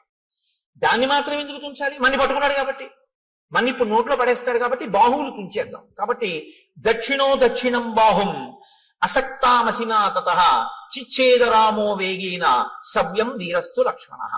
రాముడు కుడి భుజాన్ని నరికేశాడు, లక్ష్మణుడు ఎడమ భుజాన్ని నరికేశాడు. 2 చేతులు ఊడి కింద పడిపోగానే అతను చాలా సంతోషపడ్డాడు. ఇది విచిత్రం. రామాయణం చాలా సంతోషపడి అన్నాడు, ఓ నేను ఎదురు చూసిన సంఘటన జరిగింది. ఇన్నాళ్ళు ఈ 2 చేతులు నరికేవాడి కోసమే తడిమి పట్టుకుంటున్నాను, ఇవాళ వీటిని నరికేవాడు దొరికాడు. ఎవరు? మీ ఇద్దరు. అంటే వాళ్ళు నోర్ము నీకు మేం చెప్పడం ఏంటి అనరు. అది విచిత్రం, ఇది వినయం. వాళ్ళు ఎవరు అడగనివ్వండి, శూర్పణఖ అడిగినా చెప్తారు, ఎవరు అడిగినా చెప్తారు. ఎంత అందంగా అలాగని అనవసరమైనటువంటి చోట దీర్ఘంగా మాట్లాడరు. సమయాన్ని ఎంత పొదుపుగా వాడి మాట్లాడతారంటే, ఎక్కడ ఎంతవరకు అవసరమో, ఏది అవతల ప్రాణికి చెప్పవలసి ఉంటుందో అక్కడ వరకే చెప్తారు తప్ప అదే పనిగా సొదపెట్టి అర్థం లేకుండా మాట్లాడడం ఉన్నది ఉండదు. అందుకే నేను మీతో మనవి చేస్తున్నాను, శ్రీరామాయణం మీరు బాగా చదివితే మాట్లాడడంలో ప్రజ్ఞ మీకు వస్తుంది. ఎవరితో ఎలా మాట్లాడాలి, ఎంత మాట్లాడాలి, ఇవి బాగా అలవాటు అవుతుంది. అసలు మనిషి పాడైపోయేది అందుకే కదండి. అక్కర్లేని మాటలన్నీ మాట్లాడడం వల్లే పాడైపోతుంటాడు. కాబట్టి అయమిక్ష్వాకుదాయాదో రామో నామ జనైశ్రుత అస్యైవారజం విద్ధి భ్రాతరం మాంచ లక్ష్మణం. నేను అయమిక్ష్వాకుదాయాదో రామో నామ జనైశ్రుత, ఈయన మా అన్నగారు రామచంద్రమూర్తి. అస్యైవావరజం విద్ధి, నేను ఆయన తమ్ముణ్ణి. భ్రాతరం అంచ లక్ష్మణం, నేను ఆయన తమ్ముణ్ణి, నన్ను లక్ష్మణుడు అంటారు. అస్య దేవ ప్రభావస్య వసతో విజనీవని రక్షసాపహృతా పత్ని యామిచ్చంతా విహాగతౌ. మా అన్నగారి పత్ని, నా వదిన గారైనటువంటి తల్లిని ఒక రాక్షసుడు అపహరించాడు. ఆవిడ్ని వెతుక్కుంటూ ఈ అడవిలో తిరుగుతున్నావు. నువ్వెందుకు ఇలా ఉన్నావు అని అడిగాడు. ఇప్పుడు తామెవరో సత్యం చెప్పి నువ్వెవరు, అంతేగాని కైకమ్మ, దశరథుడు, వరాలు అయిన చోట కాంచోట అన్ని చోట్ల వాళ్ళు మాట్లాడారు. ఇప్పుడు ఆయన అన్నాడు, పురారామ మహాబాహో మహాబల పరాక్రమ రూపమాసీన్మమాచింత్యం త్రిషు లోకేషు విశ్రుతం యథా సోమస్య శక్రస్య సూర్యస్య చ యథా వపుః. అందంగా మాట్లాడాడు. 2 చేతులు తెగిపోయిన తర్వాత అన్నాడు, రామా మహాబాహో, గొప్ప చేతులు ఉన్నవాడా, ఈ చేతులు నరికినవాడా, మహాబల పరాక్రమ, గొప్ప బలపరాక్రమములు ఉన్నవాడా, నేను ఒకప్పుడు చాలా అందమైనటువంటి వాణ్ణి. 3 లోకములలో నా అంత అందగాడు లేడు. యథా సోమస్య శక్రస్య, సోముడి అందం ఎటువంటిదో, శక్రుడు అంటే ఇంద్రుడి యొక్క అందం ఎటువంటిదో, సూర్యుని యొక్క తేజస్సు ఎటువంటిదో అటువంటి శరీరము కలిగినటువంటి వాడిని నేను. అంటే శరీరమునకు అందము, శరీరమునకు కాంతి అన్నీ ఉన్నవాడు. అందుకని అటువంటి ఉపమానాలు వేశారు. ఆ తేజస్సు అవతల వారికి ఆహ్లాదాన్ని కల్పిస్తుంది. కాబట్టి సోముడు అంత అందమైన, అంత లావణ్యము, అంత కాంతి కలిగినటువంటి వాణ్ణి. ఇది నాకు ఈశ్వరుడు ఇచ్చినటువంటి బహుమానం. కాబట్టి నేనేం చెయ్యాలి? ఈశ్వరుడు నీకేది ఇచ్చాడో దాంతో నువ్వు 10 మందిని సంతోషపెట్టాలి. అప్పుడు నువ్వు నీ యొక్క విభూతిని ఈశ్వర పరం చేసినట్లు అవుతుంది. అందుకే మీరు కొంచెం జాగ్రత్తగా గమనించండి. అక్షరాభ్యాసము అని ఒక సంస్కారం చేస్తారు మన వాళ్ళు. అది చేయకుండా పంపించరు. బడికి పంపించడం కానీ, పలక ముట్టుకోవడం కానీ, పుస్తకం ముట్టుకోవడం కానీ, అక్షరం రాయడం కానీ ఒప్పుకోరు. ముందు ఎవరు తమ జీవితంలో తమకి ఉన్న విభూతిని సమాజపరం చేసి ఈశ్వరుడిచ్చిన విభూతిని ఈశ్వరుడికి నైవేద్యం పెట్టి జీవితంలో ప్రసాద బుద్ధితో బతికి 10 మంది చేత సహభాష అనిపించుకుని కీర్తి గణించాడో, ఎవడు భగవద్భక్తి తత్పరుడో అటువంటి ఆ పెద్దల తొడ మీద కూర్చోపెట్టి ఆయన చేత్తో పిల్లవాడి చెయ్యి పట్టుకుని పలకలో ముందు దిద్దిస్తాడు. ఓం నమ శివాయ సిద్ధం నమః. ఎందుకు రాయిస్తారో తెలుసా అండి? అలా రాయించడం వెనక ఒక రహస్యం ఒకటి దాగి ఉంది సనాతన ధర్మంలో. నువ్వు రేపొద్దున్న ఒక పెద్ద గణిత శాస్త్రజ్ఞుడు అవ్వచ్చు, నిన్ను మించిన గణిత శాస్త్రజ్ఞుడు లేకపోవచ్చు, కానీ నీకొకటి తెలిసి ఉండాలి. నాకు ఇన్ని లెక్కలో వచ్చండం కాదు, ఇన్ని లెక్కలు తెలుసున్న నాకు కూడా అంతటా ఆవరించినటువంటి ఆత్మతత్వాన్ని లెక్క కట్టడం చేత కాదు అని చెప్పారు. ఏది లెక్క కట్టలేవో నీకొచ్చిన లెక్కల వలన నువ్వు తెలుసుకోవాలి. అప్పుడు ఏమవుతుందంటే నీ విభూతి వినయానికి పరాకాష్ఠం. ఇది జాగ్రత్తగా పట్టుకున్నారో లేదో నేను చెప్పింది. అందుకే అమ్మవారికి శ్రీమాత అని పేరు. అందరికీ అన్ని ఇవ్వగలదు, కానీ ఆవిడ శక్తిని కొలవడం ఎవరికీ సాధ్యం. ఏది మీరు కొలుద్దామంటే మీ కొలతలకి అందదో, మీ లెక్కలకి అందేది కాదో, అందక వేదమంతటిది కూడా ఇంకింతకన్నా నాకు చెప్పడం చేత కాదని అలా చెప్పి ఊరుకుందో, అది లెక్కలకు అందని పెద్ద లెక్క అని తెలుసుకోవడం లెక్కలు బాగా వచ్చానన్న వాడికి ఉండవలసిన మొదటి లక్షణం. బాగా లెక్కలు వచ్చిన వాడికి ఏం తెలియాలంటే ఇది నా లెక్కకి అందదని తెలిసి ఉండాలి. ఆ అందనిదేదో అది పరబ్రహ్మం. సహస్రశీర్ష పురుష సహస్రాక్ష సహస్రపాత్ స భూమిం విశ్వతో వృత్వా అత్యతిష్టదశాంగుళం. ఇది బాగా అర్థం అవ్వాలని గణిత శాస్త్రజ్ఞుడు అయ్యాడు.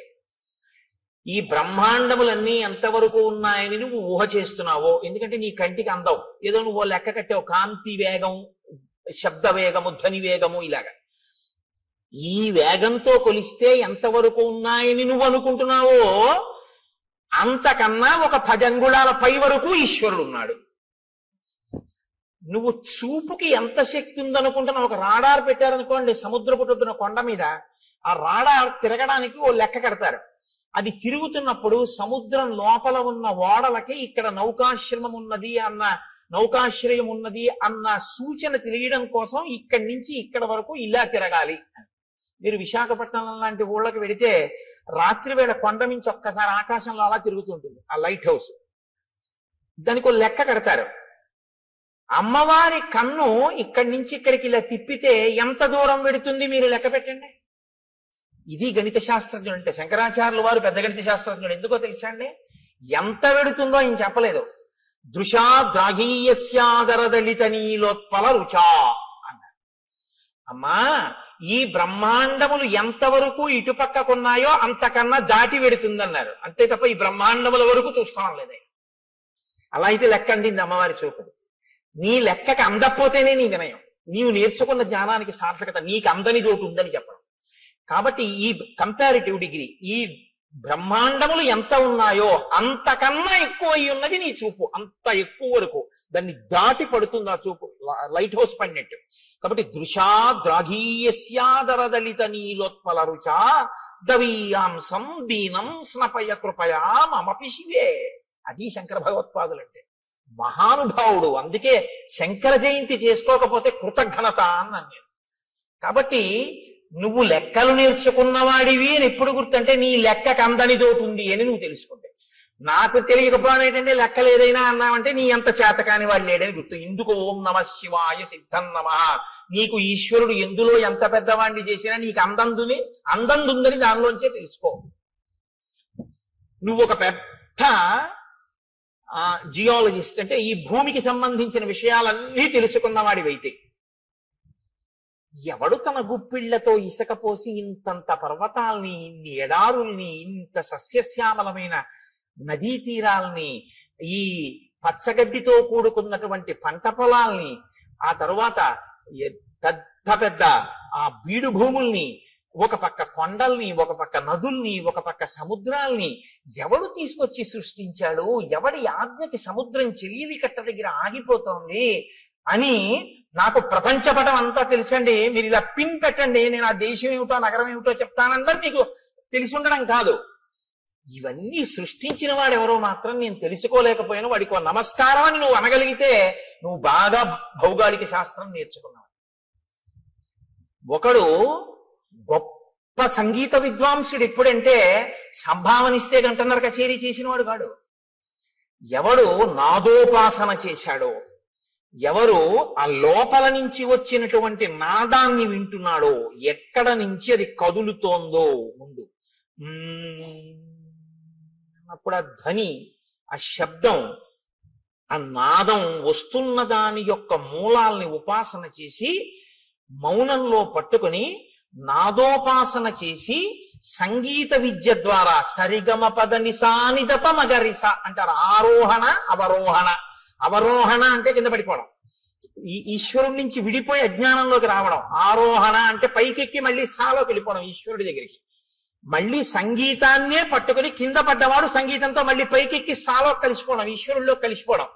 ఈ నాదోపాసన చేసిన వాడు ఎవడున్నాడో వాడు సద్గురువు అయి నిలబడిపోతాడు. అందుకే త్యాగరాజు గారు ఎవరో అని మీరు అన్నారనుకోండి, సంగీత విద్వాంసుడు అనకూడదు, సద్గురు త్యాగరాజస్వామి అనాలి. శ్యామశాస్త్రి గారు ఎవరో అన్నారనుకోండి, సద్గురు శ్యామశాస్త్రి అనవలసి ఉంటుంది. అలాగే ఆ దీక్షితర్ వారు ఎవరో అని మీరు అన్నారనుకోండి, సద్గురు దీక్షితర్ వారు అనవలసి ఉంటుంది. వారు సద్గురువులు. ఎందుకంటే వారు నాదోపాసన చేసి నాదోపాసన ద్వారా బ్రహ్మమును చేరిపోయారు వారు. ఇప్పుడు వారి సంగీతం ఎందుకు పనికొచ్చిందంటే ఎవరు మనకి సంభావన ఇస్తారు, కచేరీకి వెడదాం, డబ్బులు తెచ్చుకుందాం అనడానికి పనికి రాలేదు. అంటే అలా వెళ్ళడం తప్పని నేనేమంటలేదు. కానీ అది ఎందుకు పనికి రావాలి అంటే నాదోపాసన అన్నది ఈశ్వరుణ్ణి చేరడానికి పనికి రావాలి. ఇప్పుడు అలా పనికొచ్చింది అనుకోండి, మీకు అలా పనికొచ్చినటువంటి ఉత్తర క్షణంలో ఈశ్వరుడు మీకు ఇచ్చిన విభూతి మీకు అందని దాన్ని అందుకోవడానికి పనికొచ్చేదే తప్ప అమ్ముకోవడానికి పనికొచ్చేది కాదు. మీకు ఒక కవనం వచ్చనుకోండి, మీకు గొప్పగా ఒక పద్యం చెప్పడం వచ్చనుకోండి, అది ఈశ్వరుడు గురించి చెప్పగలగాలి. 10 మందికి పనికొచ్చేది చెప్పాలి. అందుకే హరినామస్తుతి చేయు కావ్యము సువర్ణాంభోజి హంసావళి సురుజిభ్రాజితమై మానస సరస్ఫూర్తిని వెలుంగొందు అంటారు పోతన గారు. హరినామమును చెప్పినటువంటి సాహిత్యం ఏదుందో అది మానస సరోవరం. ప్రజ్ఞ ఉంది కదా అని పనికి మాలిన కవిత్వాలన్నీ చెప్పాడనుకోండి, కాలగర్భంలో నశించిపోతాయి, ఇంకోటి సమయాన్ని పాడు చేస్తాయి అంతే. అప్పుడు అది ఎందుకు పనికొచ్చింది? భ్రష్టత్వానికి పనికొచ్చింది ఆ కవిత్వం. దానివల్ల ఉపయోగం ఏమైనా ఉంటుందా అంటే నక్కీరుడి అహంకారంలో ఉంటుందంతే ఆ కవిత్వం.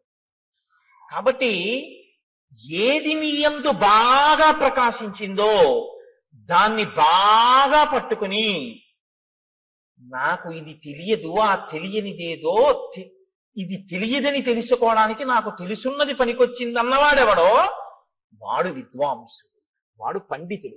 పండితుడు అన్న మాట ఎవరికి వర్తిస్తుందో తెలుసా అండి? పద్యాలు చెప్పేవాడికి కాదు. పండాహ అంటే జ్ఞానం. ఈశ్వరుణ్ణి నమ్మి ప్రతిరోజు భక్తితో అనుష్ఠించి నడిచేవాడెవరో ఆయనకి పండితుడని పేరు. అందుకే పోతన గారు సహజ పండితుడు అంటారు. కాబట్టి ఈ స్థితిని ఒరే నాన్న నువ్వు పొందాలి తప్ప నువ్వు ఏదో ఒక పెద్ద ఇంజనీర్ వై లంచాలు పుచ్చుకుని 3వ రోజు పడిపోయే బ్రిడ్జి కట్టకూడదు.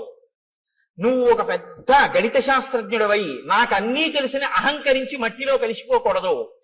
నీకు ఈశ్వరుడు నిన్ను గొప్ప విద్యాధికుణ్ణి చేసి దానితో పాటుగా పండితుణ్ణి చెయ్యాలి. అంటే దాన్నే అడ్డు పెట్టి నువ్వు ఈశ్వరుణ్ణి చేరుకునే ప్రయత్నం చెయ్యాలి. నేను మీకు ఒక ఉదాహరణ చెప్తాను.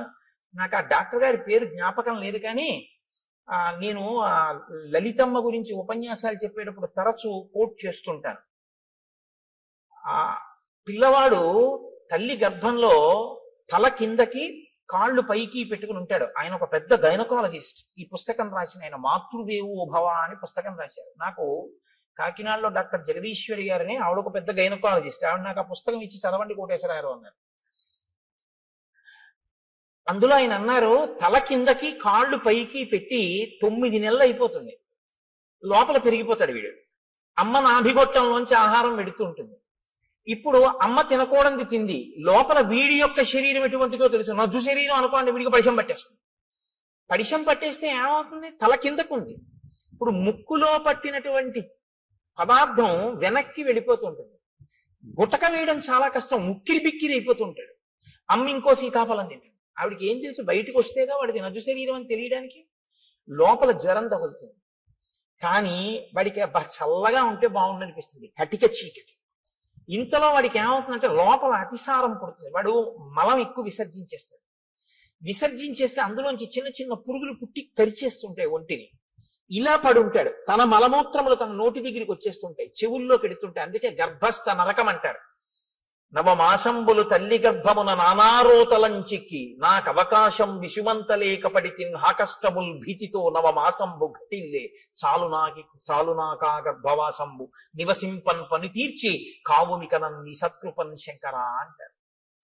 అప్పుడు ఈశ్వరుణ్ణి ప్రార్థిస్తాడు, నేను ఉండలేకపోతున్నాను ఈశ్వర, ఒక్కసారి ఈ శరీరంతో బయటికి వెళ్ళని, దీంతోటే నిన్ను సేవించుకుని నీలో కలిసిపోతాను. ఈశ్వరుడు ఏం చేస్తాడంటే ప్రసూతి వాయు రూపంలో తల్లి యోనిలోంచి పైకి తోసేస్తాడు. ఇప్పుడు వచ్చి బయటపడతాడు. బయట పడగానే కటిక చీకట్లోంచి ఒక్కసారి పెద్ద వెలుతురులోకి వస్తాడు. ఇప్పటి వరకు తానేమి చూడలేదు.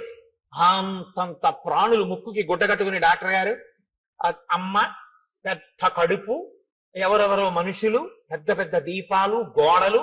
వాడి ఇంటి కన్ను ఇలా విప్పి చూసేటప్పటికి ఆ వెలుతురు తట్టుకోలేక, వాతావరణాన్ని తట్టుకోలేక ఉత్తర క్షణంలో వాడి హృదయ స్పందనం ఆగిపోతుంది. వాడి ఊపిరితిత్తులు ఇలా ఇలా ఇలా ఇలా అంటున్నవి ఇలా అయిపోతాయి. జీర్ణ వ్యవస్థ ఇలా సంకోచించిపోయి వాడి శరీరంలో ఉన్న మలమంతా గడ్డ కట్టి వాడి ప్రాణోత్క్రమణం అయ్యే స్థితి వస్తుంది. వస్తే ప్రపంచంలో ఇప్పటి వరకు ఎక్కడా తయారు కానటువంటి పదార్థం, నా కడుపున పుట్టిన బిడ్డ అని అమ్మవాడిని చూసుకుని మురిసిపోతుంది. అమ్మ మురిసిపోయి తన స్తన్యాన్ని తీసి వాడి నోట్లో పెట్టగానే ఎలా ఊరుతుందో ప్రపంచంలో ఎవ్వరికీ తెలియదు. కోలోస్ట్రమ్ అనబడేటటువంటి ఒక పసుపచ్చటి జిగురు పదార్థం అమ్మ స్తన్యంలోంచి కొడుకు నోట్లో పెడుతుంది. దాన్ని చప్పరిస్తాడు అంతే. ఊపిరితిత్తులు పనిచేసి, గుండె పనిచేసి, జీర్ణావయం పనిచేసి నల్లటి మలం విసర్జించగలిగిన శక్తి వస్తుంది. వచ్చి పిల్లాడు బతుకుతాడు. పిల్లాడు బ్రతకడానికి కావలసినటువంటి ఆ కోలోస్ట్రమ్ అనబడేటటువంటి పసుపచ్చటి పదార్థం పిల్లవాడు కాని పిల్ల కాని పుట్టగానే వాణ్ణి చూసుకోగానే నా బిడ్డ అన్న ఆనందం కలగగానే మాతృత్వపు ఆనందపు అంచుల వలన అమ్మ శరీరంలో ఉత్పత్తి అయి స్తన్యంలోంచి స్రవింపబడేటటువంటి పదార్థాన్ని నేను సాక్షాత్ జగన్మాతగా చూస్తున్నాను. ఆ కోలోస్ట్రం వల్ల ఈ లోకంలో ఇన్ని ప్రాణులు పుట్టి బతుకుతున్నాయి. నేను నేర్చుకున్న గైనకాలజీతో నేను తెలుసుకున్నది ఏమిటంటే ఆ కోలోస్ట్రం అన్న పదార్థంలో అమ్మవారు ఉంది అని రాసుకున్నాడు ఆయన ఆ పుస్తకం. ఇది ఆ డాక్టర్ గారి ధన్యతకి కారణం. తను చదువుకున్న గైనకాలజీ ఎందుకు పనికొచ్చిందంటే ఈశ్వరుణ్ణి తెలుసుకోవడానికి. ఈ ప్రాణులను మేము కాదు ఆపరేట్ చేస్తున్నది. ఇన్నాళ్ళకి ఒక పిల్లవాడు పుట్టాడు అంటే ఆ పిల్లవాడిని లోపల ఉంచినవాడు, పైకి తెచ్చినవాడు, బతికించినవాడు ఆ తల్లి జగన్మాత, ఆ పరాశక్తి.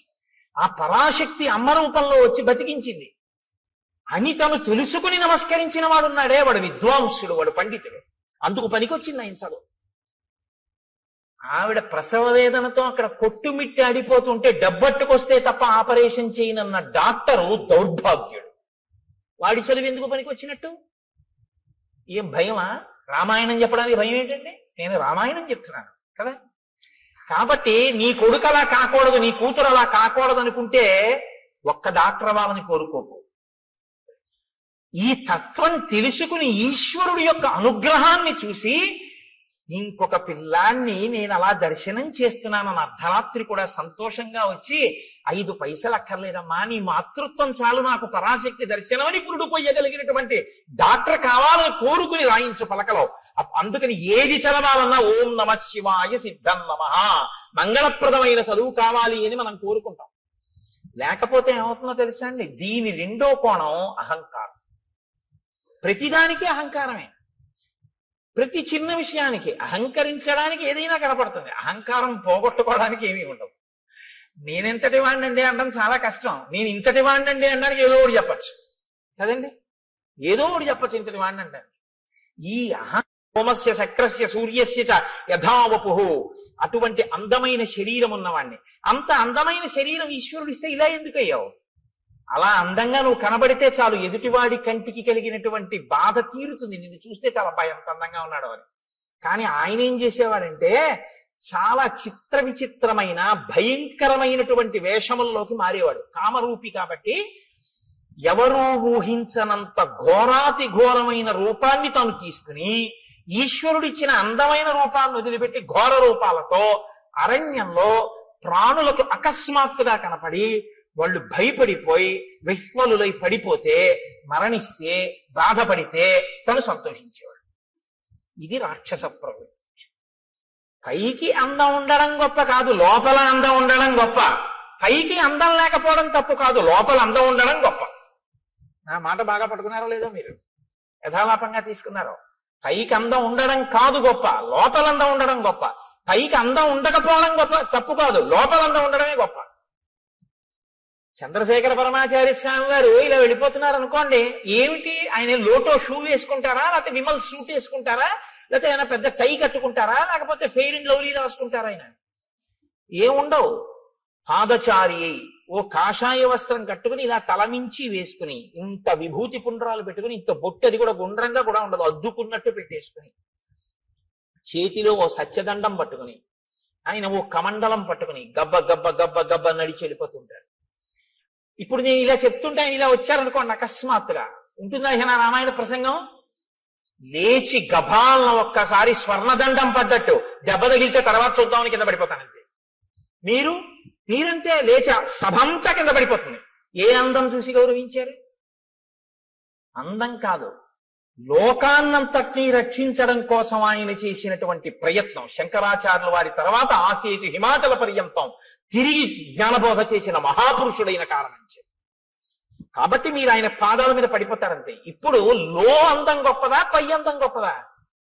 లోపలి అందం గొప్పది. లోపలి అందం ఎక్కడుంటుందో అది లోకాన్ని ఉద్ధరిస్తుంది. పై అందం జర్జరీభూతం అయిపోతుంది, కొన్నాళ్ళకు పోతుంది. పైగా దాన్ని సద్వినియోగం చేయకపోతే నీకు ప్రమాదహేతువైపోతుంది. కాబట్టి చూశారు, పై అందంతో లోపలి అందం పెంచుకోలేదు, పై అందంతో లోపల అందవికారం పెంచుకున్నాడు.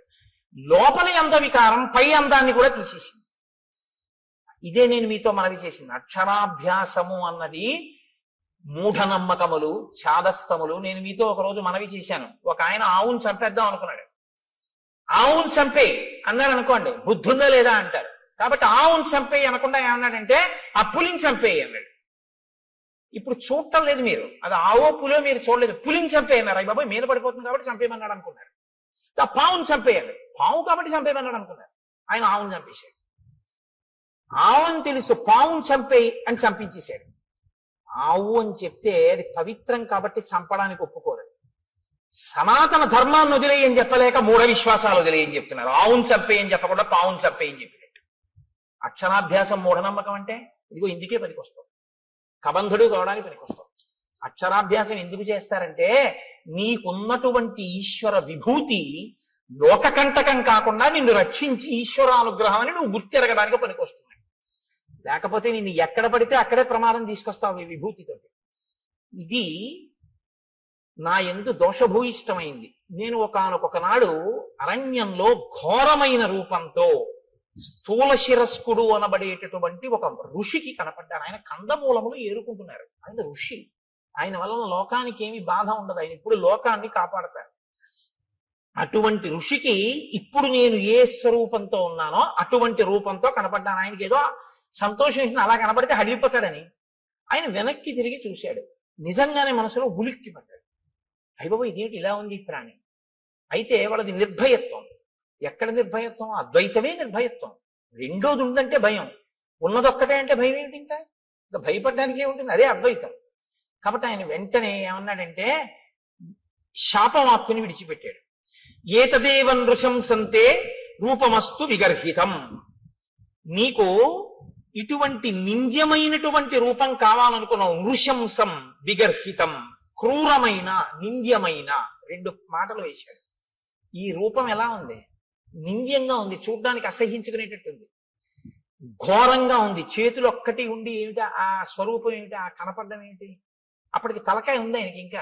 కాబట్టి నువ్వు ఇలాగే అరణ్యంలో పడి ఉండు. ఇప్పుడు అసలు ఉన్న అందం పోయింది. ఇప్పుడు ఏం చేశాడు?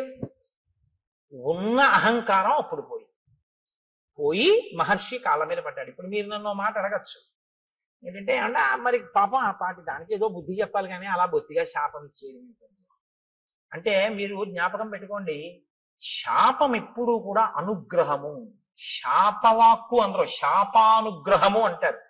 దాని చేత మార్పు తీసుకొస్తారు తప్ప అలాగే పడి ఉండు అని అందరూ. ఆ బాధ తెలిస్తే ఆ తరువాతి కాలంలో ఏమవుతాడంటే ఇంకెప్పుడు ఇటువంటి తప్పు పని చేయకుండా లోకానికి ఉపకారం చేస్తాడు. ఇక లోకోపకారం మొదలు పెడతాడు. అవతల వాడి బాధ తన బాధగా స్వీకరించి అవతల వాడికి మాట సాయమో చేతి సాయమో ఏదో ఒక సాయం మొదలు పెడతాడు. ఈ ప్రవృత్తి ఎక్కడ రావాలంటే లోపల దిద్దుబాటు జరగాలి. లోపల దిద్దుబాటు జరగాలి అంటే కొంతకాలం కష్టపడాలి, తప్పదు. ఏళ్ళనాటి శని జాతకంలోకి వచ్చిందనుకోండి, ఎందుకు భయపడతారు? ఆయన కష్టపెడతాడు. శనైహి చరహ, మెల్లమెల్లగా వెడుతూ కష్టపెడతాడు. కానీ ఆ కష్టపెట్టడం వల్ల ఏమవుతుందో తెలుసా అండి? గొప్ప పరిణతి వస్తుంది, గొప్ప అనుభవం వస్తుంది. తరువాతి కాలంలో ఆయన కీర్తికి కారణం అవుతుంది. అందుకే ఏలినాటి శనిని ఎప్పుడూ దూషించకూడదు. మీరు ఆయన్ని నమస్కారం చేసి ప్రార్థన చేస్తే ఆయన దాన్ని ఇంకొకలా మారుస్తాడు. ప్రతిరోజు తిరగవలసిన దాన్ని గుడి చుట్టూ తిరగడంగా మారుస్తాడు భక్తి ఇచ్చి. కాబట్టి ఇప్పుడు శాపానుగ్రహం ఎందుకు ఇస్తారు? మార్పు తీసుకురావడం కోసం ఇస్తారు. వెంటనే తనకు అర్థమైంది, అయ్య బాబోయ్ ఇలా ఉండడమా? పడ్డాడు మహర్షి కాళ్ళ మీద పడి అన్నాడు, ఎప్పుడు నాకు ఈ శాప విమోచనం అని అడిగాడు. అయితే మారేవు కదా, ఇప్పుడే అన్నారు అనుకోండి, ఆ బుద్ధి మళ్ళీ మారిపోతుంది. అందులో ఆ బాధ ఏమిటో తెలియాలి. ఆయన అన్నాడు, యదాచిత్వా భుజౌ రామ త్వాం దహే ద్విజనే వనే తదాత్వం ప్రాప్స్యసే రూపం స్వమేవ విపులం శుభం. నీవు అరణ్యంలో పడి ఉండి ప్రాణుల్ని తింటుంటే ఒకానొకప్పుడు రామచంద్రమూర్తి అరణ్యంలోకి వచ్చి నీ భుజములను తెగనరుకుతారు. ఆ తెగనరికి అరణ్యంలో నిన్ను కాల్చేస్తారు. ఎందుకంటే ఆ ప్రాణి అలా ఉండిపోవడానికి వీల్లేదుగా, కాల్చబడాలి. సంస్కారం రాముడి దగ్గర ఉన్న గొప్పతనం అదే. మీతో నేను మనవి చేశాను. అంత్యేష్టి సంస్కారం చేస్తాడే, ప్రాణిని కాల్చేస్తాడు. అంటే చనిపోయినటువంటి ప్రాణిని అలా వదిలిపెట్టి వెళ్ళిపోడు, దానికి అంత్యేష్టి చేస్తాడు. పొద్దున్నే భోజనం చేస్తూ గోపాలకృష్ణ గారు నేను దాని గురించి కాసేపు ముచ్చటించాం. అలా ఎందుకు చేస్తాడండి రాముడు అని ఆయన ఏదో ప్రశ్న వేస్తే చెప్తున్నాను. ప్రతి ప్రాణికి కూడా దేవతలు ఆవహించి ఉంటారు. పాణి చెయ్యి ఉందనుకోండి, ఇంద్రుడు ఉంటాడు. వాక్కు అగ్నిహోత్రం ఉంటుంది. కన్ను సూర్యుడు ఉంటాడు. ఇప్పుడు మీరు విడిచిపెట్టి వెళ్ళిపోయారనుకోండి, విడగొట్టాలి మంత్రం చేత. విడగొట్టేసేసి, అంటే ప్రత్యేకించే మనుష్య శరీరానికి అయితే, మిగిలిన వాటికైతే ప్రాణ అపాన వ్యాన ఉదాన సమాన నాగ కూర్మ కృకర ధనంజయ దేవదత్తముల్లో ధనంజయ ఉన్న వాయువు చేసేస్తుంది. మనుష్య ప్రాణికి ఈ దేవతలందరినీ కూడా మంత్రభాగంతో విడతీసేస్తారు. విడతీసి మళ్ళీ ఈ శక్తుల్ని దేవతల్లో కలుపుతారు. కలిపి జడమైపోయి మిగిలిపోయినటువంటి దేహాన్ని అగ్ని యందు దహించేస్తారు. కాబట్టి అది సంస్కారం. అంత్యేష్టి సంస్కారం 16వ సంస్కారం. అన్ని 16 మీదే నడుస్తాయి సనాతన ధర్మంలో మనిషి జీవితం. అందుకని షోడశ కళా ప్రపూర్ణుడు చంద్రుడు, షోడశ సంస్కార ప్రపూర్ణుడు మనుష్యుడు. 16వ సంస్కారంగా అంత్యేష్టి జరగాలి. కాబట్టి రాముడు ఎక్కడెక్కడ ఇటువంటి శరీరాలు కనపడ్డా వాటిని ఆయన దహిస్తాడు. అందుకని నువ్వు రాముడి చేత వధింపబడి దహింపబడితే నీ పూర్వరూపం వస్తుంది. ఇక్కడ మీరు ఒక విషయాన్ని కనిపెట్టాలి. ఎవరికైనా తెలియదేమో కానీ మునులకు మాత్రం తెలిసి రామావతారం వస్తుంది. ఈ దేశంలో త్రికాల వేదులు వాళ్ళు. అందుకే ఈ దేశంలోనే ఒక గొప్ప శాస్త్రం ఉంది, జ్యోతిషము అని. వేద పురుషునికి జ్యోతిషము నేత్రస్థానంలో ఉంటుంది, వేదాంగము అని. అంటే ఇప్పుడు కళ్ళు లేనివాడు ఉన్నాడు అనుకోండి, మీరు గుళ్ళోకి తీసుకొచ్చి విగ్రహం దగ్గరికి తీసుకెళ్ళి ఇదిగో ముట్టుకో, ఇది గణపతి, ఇదిగో ఇలా ముట్టుకో తొండం అన్నారు అనుకోండి, ఆయన చూసి ఓహో అంటాడు. అదిగో అవే ధ్వజస్తంభకు చిరుగంటలు అన్నారు అనుకోండి, ఆయన చూడగలరా?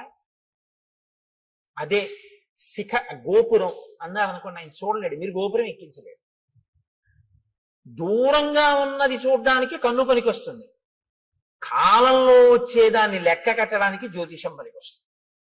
అందుకని వేద పురుషుడికి నేత్రస్థానంలో ఉంటుంది జ్యోతిష శాస్త్రం వేదాంగంగా. కాబట్టి మహర్షులు త్రికాల వేదులు, వాళ్ళకి అన్నీ తెలుసు ఏం జరగబోతోందో. కాబట్టి వాళ్ళు రాబోయే రామావతారాన్ని లెక్కలోకి తీసుకున్నాడు. ఆయన తీసుకుని రామావతారం వచ్చి రాముడు అడవికొచ్చాక రాముడి చేతిలో నీ చేతులు ఖండింపబడి నీ దేహము దహింపబడితే నీకు మళ్ళీ యథారూపం వస్తుంది. కాబట్టి రామ ఇందుకు నీ సంతోషించాను, నా చేతులు నరికేవాడు వచ్చాడని. ఎవడో నరికాడా? రాముడే నరికాడా? అందుకు అడిగాను. కాబట్టి రామ నేను ఎవరు పూర్వం అంటే శ్రియోమాం మధ్యమం పుత్రం ధనుం నామ్నాచ దానవం ఇంద్రకోపాదిదం రూపం ప్రాప్తమేవం రణాజిరే.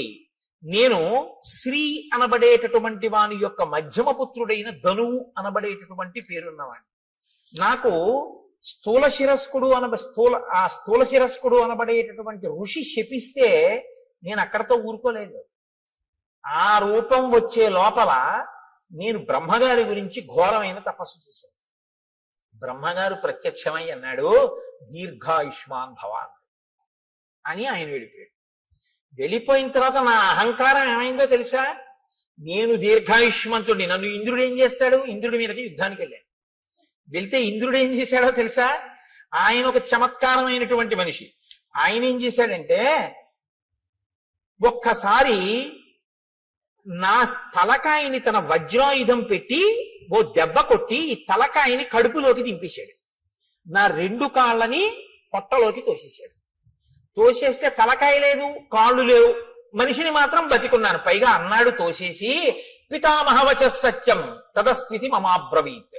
పితామహుడైన బ్రహ్మగారు నీకు దీర్ఘాయుష్ ఇచ్చాడు, చంపేను పడుండన్నాడు. అప్పుడు నేనన్నాను, అయ్య బాబోయ్, పితామహుడు ఇచ్చాడు వరం బానే ఉంది, అహంకారంతో నేనేదో సాధించాననుకున్నవి ఇలాగే వస్తాయి తిరిగి. కాబట్టి వినయంతో చేసినవి, భక్తితో చేసినవి ఉద్ధరిస్తాయి, కానీ అహంకృతితో చేసినవి పనికొచ్చేవి కావు. చిట్ట చివరికి వచ్చి ఇలాగే కట్టి కుడుపుతాయి.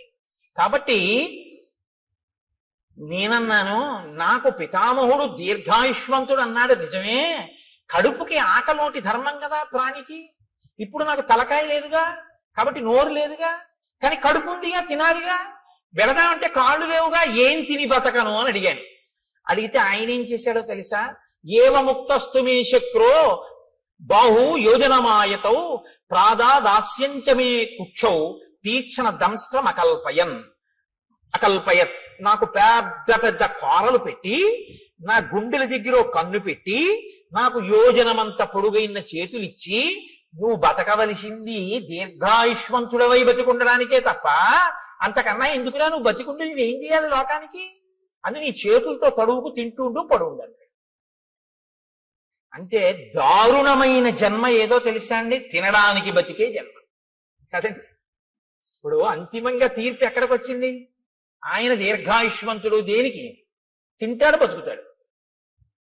ఎందుకు బతుకుతాడు? తినడానికి బతుకుతాడు, అంతే. ఎక్కడికి వెళ్ళడం, ఏమీ చెయ్యడు. ఈశ్వరుడి గురించి ఏమీ తెలుసుకోక్కర్లేదు. ఓపిక ఉన్నా ఏమీ చేయక్కర్లేదు. ఓపిక ఉన్న రోజుల్లో భోగాలకి, పెద్దవాడైపోయిన తర్వాత ఉన్న ఓపిక ఎక్కడ పోతుందో అని ఈశ్వరుడి దగ్గరికి వెళ్ళడం. మీరు లోకం పోకడ ఎలా ఉంటుందో తెలుసా అండి? ఇప్పుడు ఎందుకండి అంటాడు. ఏమండి రామాయణానికి వెళ్ళొద్దాం ఏంటి అన్నాడు అనుకోండి ఎవడైనా. ఏంటండి ఇప్పటి నుంచి రామాయణం అవన్నీ, మరి ఎప్పుడండి అని మీరు అడిగారు అనుకోండి, రిటైర్ అయిపోయాక. రిటైర్ అయిపోయిన తర్వాత కూడా నువ్వు ఉంటావని ఎవరైనా రాసిచ్చారా నీకు బాండ్ పేపర్? దంతంబుల్ పడనప్పుడే తనుగుయందు ఆరూఢియున్నప్పుడే కాంతాసంఘము రోజనప్పుడే జరాక్రాంతంబు కానప్పుడే వింతల్మేన చరించునప్పుడే కురుల్ వెల్వెల్ల కానప్పుడే చింతింపన్వల మీ పదంబుజములను శ్రీకాళహస్తీశ్వర. ఇంకా నువ్వేం చేస్తావు? 60 ఏళ్ళు వచ్చేసి రిటైర్ అయిపోయిన తర్వాత అప్పుడు పూజపీఠ మీదకి వెళ్ళి కూర్చుని ఆ చెమ్యా అంటే నీకు తెలియదు. ఓ గుళ్ళోకి వెళ్ళి మంత్రపుష్పానికి ముందు నీళ్లు వస్తే తీర్థం కింద గుచ్చేసుకుంటూ ఉంటాడు లోపలికి. ఎందుకంటే మంత్రపుష్పం ముందు చేయగడుక్కోమని వేశారు చేతిలో, ఆయనకి తెలియదు. అప్పుడు మళ్ళీ అర్చక స్వామి అయ్యో అయ్యో తాగేకండి అయ్యాలాగా తీర్థం గారు చేయగడుక్కోండి అంటే అప్పుడు ఆ చేతి నీళ్లు తీసుకెళ్లి ఆయన పళ్ళల్లోనే కడిగేస్తాడు. అంటే అదో వాష్ బేసిన్ అనుకుంటాడు. అమ్మ బాబు నా అదృష్టం రా, ఇలాంటి భక్తుడు ఇచ్చాడు ఇవ్వాలని ఆయన అనుకోవాలి. లేదని మీరు అనుకుంటున్నారా? ఎక్కడది ఈ అజ్ఞానం? ఓపికండగా ఆర్జించడానికి తినడానికి తప్ప ఈశ్వరుడు గురించి తెలుసుకోవడానికి పనికిరాదు. ఒక్కొక్కడి జీవితం అసలు అలాగే తెల్లాలి. అసలు ఎప్పుడు దేనికి అంటే తినడం. తింటుంటాడు అది తింటుందో రోజు. చెప్పానుగా, అన్నం అంటే తినున్నది మన చేత తినబడున్నది మనని తినున్నది, 2 అర్థాలు. కాబట్టి అది తినేస్తుందో రోజు అయిపోయింది. కాబట్టి నీకు దీర్ఘాయుష్యే కదరా కావాలి. దానికి ఓ నోరు చాలు, ఆహారాన్ని చూసుకోవడానికి ఓ కన్ను చాలు, వెతుక్కు లాక్కోవడానికి ఓ 2 చేతులు చాలు. నువ్వు ఎక్కడికి వెళ్ళాలి? ఓ గుడికి వెళ్ళాలా, గోపురానికి వెళ్ళాలా? ఉంటే భయపెడతావు ఎక్కడికన్నా వెళితే. ఎందుకు నాన్న అలా పడుండు, దీర్ఘాయుష్మంతుడు ఉండు. ఇప్పుడు తెలిసింది బాధ ఏమిటో. ఎందుకు చేశానా తపస్సు, ఎందుకు వెళ్ళానా ఇంద్రుడి మీదకి, ఎందుకు కనపడ్డానా ఋషికలాగా అని ఏడుస్తూ ఇన్ని వేల సంవత్సరాల నుంచి ఇక్కడ పడున్నా. అలా వస్తే తడువుకోను తిన్నాం. ఎప్పుడు నరికేస్తాడా ఈ చేతులను చూస్తూ కూర్చున్నాను రామా. ఇప్పుడు నువ్వు ఈ చేతులు నరికి ఈ ఒళ్ళు కాల్చేయి. ఎంత తొందరపడిపోయాడో తెలుసా అండి? సూర్యాస్తమయం అయిపోతోంది, అలిసిపోయిన రథాలతో వెళ్ళిపోతున్నాడు సూర్యుడు. సూర్యాస్తమయం అయితే కాల్చవు నువ్వు, ధర్మం రామచంద్రమూర్తి చెయ్యడు అంచేసి సూర్యాస్తమయం అయితే. కాబట్టి అవ్వకుండా తొందరగా నన్ను ఒక గొయ్యి తీయించి అందులో పడేసి భూమి మీద పడుకోబెట్టి అంటించడానికి ఏం కుదరదు, అంత పెద్ద రాక్షసాకారం అది. ఇప్పుడు గోతిలో పారేసి దాని నిండా కట్టెలు పారేసి అగ్నిహోత్రం వెలిగించేస్తే నేనేం తొందరగా కాలుతాను అనుకుంటున్నావా? కదలిక లేదు కదండి, ఫ్యాట్ ఎలా డైల్యూట్ అవుతుంది? కాబట్టి ఒళ్ళంతా నీతి ముద్దలా కొవ్వు పట్టేసింది. ఇప్పుడు కొవ్వు పట్టాన కాలదు, అది అలా కాలుతూనే ఉంటుంది. అందుకే కొవ్వొత్తి తొందరగా కాలిపోతుందండి. దీపారాధనలో ఒత్తి కాలిపోయినట్టు కాదు, అలా కొవ్వు కరుగుతూ కరుగుతూ దీపం అలా కిందకు వస్తూ ఉంటుంది. ఆ కొవ్వు అంతా కాలాలి. కాబట్టి రామ చాలాసేపు పడుతుంది నా ఒళ్ళు కాలిపోవడానికి. అందులో తొందరగా ఓ గొయ్యి తవ్వించి తోసేసి కాల్చేయి. నాకు ఇప్పుడు ఈ శరీరంతో ఉంటే స్మృతి ఉండదు. నా అసలు శరీరం నాకు వచ్చేస్తే నాకు దివ్య స్మృతి కలుగుతుంది, ఎక్కడ ఏం జరిగిందో తెలుసుకోగలను. అప్పుడు నీ భార్యను ఎవరపహరించారో నేను చెప్తాను, నీకు నేను ఆ సాయం చేస్తాను. ఇత పూర్వం ఎప్పుడైనా అన్నాడండి ఇలాంటి మాటలు? ఎవడన్నా మంచిగా ఉంటే వాడిని బాధ పెట్టాడు. ఇప్పుడు అవతల వాడి బాధలో ఆ శరీరం వస్తే వెంటనే నీకో మాట సాయం చేస్తానంటున్నాడు. ఈ మార్పు కోసం శాపానుగ్రహం ఇస్తాను. మీరు బాగా పట్టుకుంటే ఋషులు ఏదో తపస్సు ఉంది కదా అని శాపవాక్కు విడిచిపెట్టరు, వాళ్ళ తపస్సు పోతుంది. ఓన్లేరా ఒకరిని మార్చాను, ఇప్పుడు ఆయన పనికొచ్చాడు. అందుకని ఇప్పుడు ఏమయ్యాడు? కబంధ మహాత్మనః. ఈ కబంధుడు మహాత్ముడు అన్నారు వాల్మీకి మహర్షి. ఎందుకంటే మార్పు ఎక్కడొచ్చిందో వాడు చాలా గొప్పవాడు. ఈ మార్పు రాకపోతే వాడు లోకకంటకుడై కూర్చుంటాడు. కాబట్టి రామ నువ్వు చేచ్యతే సమరే బాహు తదా స్వర్గం గమిష్యసి. ఇంద్రుడు కూడా ఏమన్నాడంటే నీ 2 బాహువులు రాముడు ఎప్పుడు తిరిగేస్తే అప్పుడు మళ్ళీ స్వర్గానికి వెళ్దుగా అలా పడుండి అన్నాడు. అందుకని తొందరగా నాకు అంత్యేష్టి సంస్కారం చేసేసి. సరే, లక్ష్మణుణ్ణి పిలిచాడు, గుణపం ఇచ్చాడు, గొయ్యి తవ్వించాడు, శరీరాన్ని తోసేశాడు. ఏనుగులు విరిచినటువంటి కొమ్మలు ఎండిపోతే ఏర్పడిన ఎండుకర్రలు. మహర్షి అమ్మో, వాల్మీకి రామాయణం అంటే ఎంత జాగ్రత్తగా రచన చేస్తారో తెలుసా? అంత పెద్ద శరీరాన్ని అంత పెద్ద గోతిలో వేస్తే అంత పెద్ద శరీరం కాల్చడానికి ఎన్ని కట్టెలు కావాలి, ఎక్కడి నుంచి ఏరి పట్టుకొచ్చారు సూర్యాస్తమయం లోపల అని మీరు నేను అంటామేమో. అక్కర్లేని ఇలాంటివి తీయడం మనంత గొప్పవాళ్ళు ఉండరు. కాబట్టి ఏనుగుల గుంపులు తిరుగుతాయి అక్కడ. వాటి పని ఏమిటంటే వాటికి తొండం ఖాళీగా ఉండదు, కొమ్మలు విరిచేస్తుంటాయి. ఆ విరిచేసినటువంటి కొమ్మలు కింద పడిపోయి ఎండిపోయి. కాబట్టి ఇప్పుడు ఆ పెద్ద పెద్ద కొమ్మలన్నీ తీసుకొచ్చి రామచంద్రమూర్తి ఆ గోతులో పడేశారు, లక్ష్మణమూర్తి ఆ గోతులో పారేశారు. పారేసి ఇప్పుడు కబంధుణ్ణి కాల్చేస్తున్నారు. ఈ కబంధుడి దగ్గరే ఈ కబంధుడు కాలిపోతే సీతమ్మ తల్లిని పట్టుకోవడానికి, సీతమ్మ తల్లిని అన్వేషించడానికి పెద్ద శుభవార్త దొరుకుతుంది. హనుమ ప్రవేశించడానికి ఇంకా కథకి రంగం సిద్ధం అవుతోంది. ఇంకిక్కడి నుంచి కిష్కింధకాండకి పునాది పడుతోంది. ఇక్కడి నుంచి హనుమత్ ప్రవేశం ప్రారంభం అవుతోంది అనమాట. కాబట్టి ఇప్పుడు నాయనా నువ్వు నా శరీరాన్ని అంటించేయి. ఇప్పుడు ఆ ఏనుగులు విరిచేసినటువంటి ఎండిపోయిన కొమ్మలు తెచ్చి గోతిలో పడేసి అంటించేశారు ఆ శరీరాన్ని. అంటించేసరి మెల్లమెల్లగా కాలింది అన్నారు. కొవ్వు పట్టి ఉంది కదండి. అప్పుడు కూడా హ్యూమన్ ఎనాటమీ బాగా తెలుసు అనమాట. అంటే కదలకుండా ఎక్కువ తినేస్తే కొవ్వు పట్టేస్తుంది. వాడు దీర్ఘాయుష్మంతుడు కాబట్టి హార్ట్ బ్లాక్ లేదు వాడికి. కాబట్టి ఆయనలోంచి ఇప్పుడు ఒక దివ్యమైనటువంటి స్వరూపం ఒకటి బయటికి వచ్చింది. తతశ్చితాయా వేగేన భాస్వరో విమలాంబర ఉత్పపాతాశు సంహృష్ట సర్వ ప్రత్యంగభూషణ విమానే భాస్వరే తిష్టన్ హంసయుక్తే యశస్కరే ప్రభయాచ మహాతేజ దిశో దశ విరాజయన్. దశ దిశలు వెలిగిపోయేటట్టుగా హంసలు పూంచినటువంటి రథం మీద తెల్లటి వస్త్రములు ధరించి అంగ ప్రత్యంగములన్నీ కూడా సువర్ణ మణిబయబోయినటువంటి భూషణముల చేత అలంకరింపబడినటువంటి వాడై వెలిగిపోతున్న పగిది ఒక్కసారి ఆ కబంధుడు మళ్ళీ పూర్వస్వరూపంతో ఆ రథంలో కూర్చుని కనపడ్డాడు. కనపడి ఒక్క క్షణం ఇలా కళ్ళు మూసుకుని ఆలోచించి అన్నాడు, రామా, నేను ఆలోచించగా మీకు కలిగినటువంటి కష్టానికి ఒక విషయం అర్థం అవుతోంది. దశాభాగగతో హీనః త్వం హి రామః సలక్ష్మణః యత్కృతే వ్యసనం ప్రాప్తం త్వయా దార ప్రదర్శనం. మీరు దుర్దశ యొక్క ఫలితాన్ని అనుభవిస్తున్నారు. అందుకే భార్య దూరం అయిపోయింది. మీ ఇద్దరికి జాడ తెలియట్లేదు. ఎంత నడుస్తున్నారో కూడా తెలియనంత దూరం నడిచి కష్టపడి వెతుకుతున్నారు. ఇప్పుడు ఇలా వెతికి తిరిగి ప్రయోజనం లేదు. నీకు సాయం చెయ్యగలిగిన మిత్రుడు ఒకడు కావాలి. ఒక గొప్ప మిత్రుడు. ఆయన ఎటువంటి వాడై ఉండాలి? ఆయన ఈ లోకమంతా తిరిగిన వాడై ఉండాలి. ఈ భూమండలం అంతా తిరిగిన వాడైతే ఎక్కడెక్కడ ఏమున్నాయో తెలిసిన వాడై ఉంటాడు. ఎందుకని? రావణుడు అన్నది ఒక్కటే తెలుసు తప్ప అతను ఎక్కడుంటాడో ఏమిటో నాకు తెలియదు అంటున్నావుగా, జటాయువు చెప్పాడని.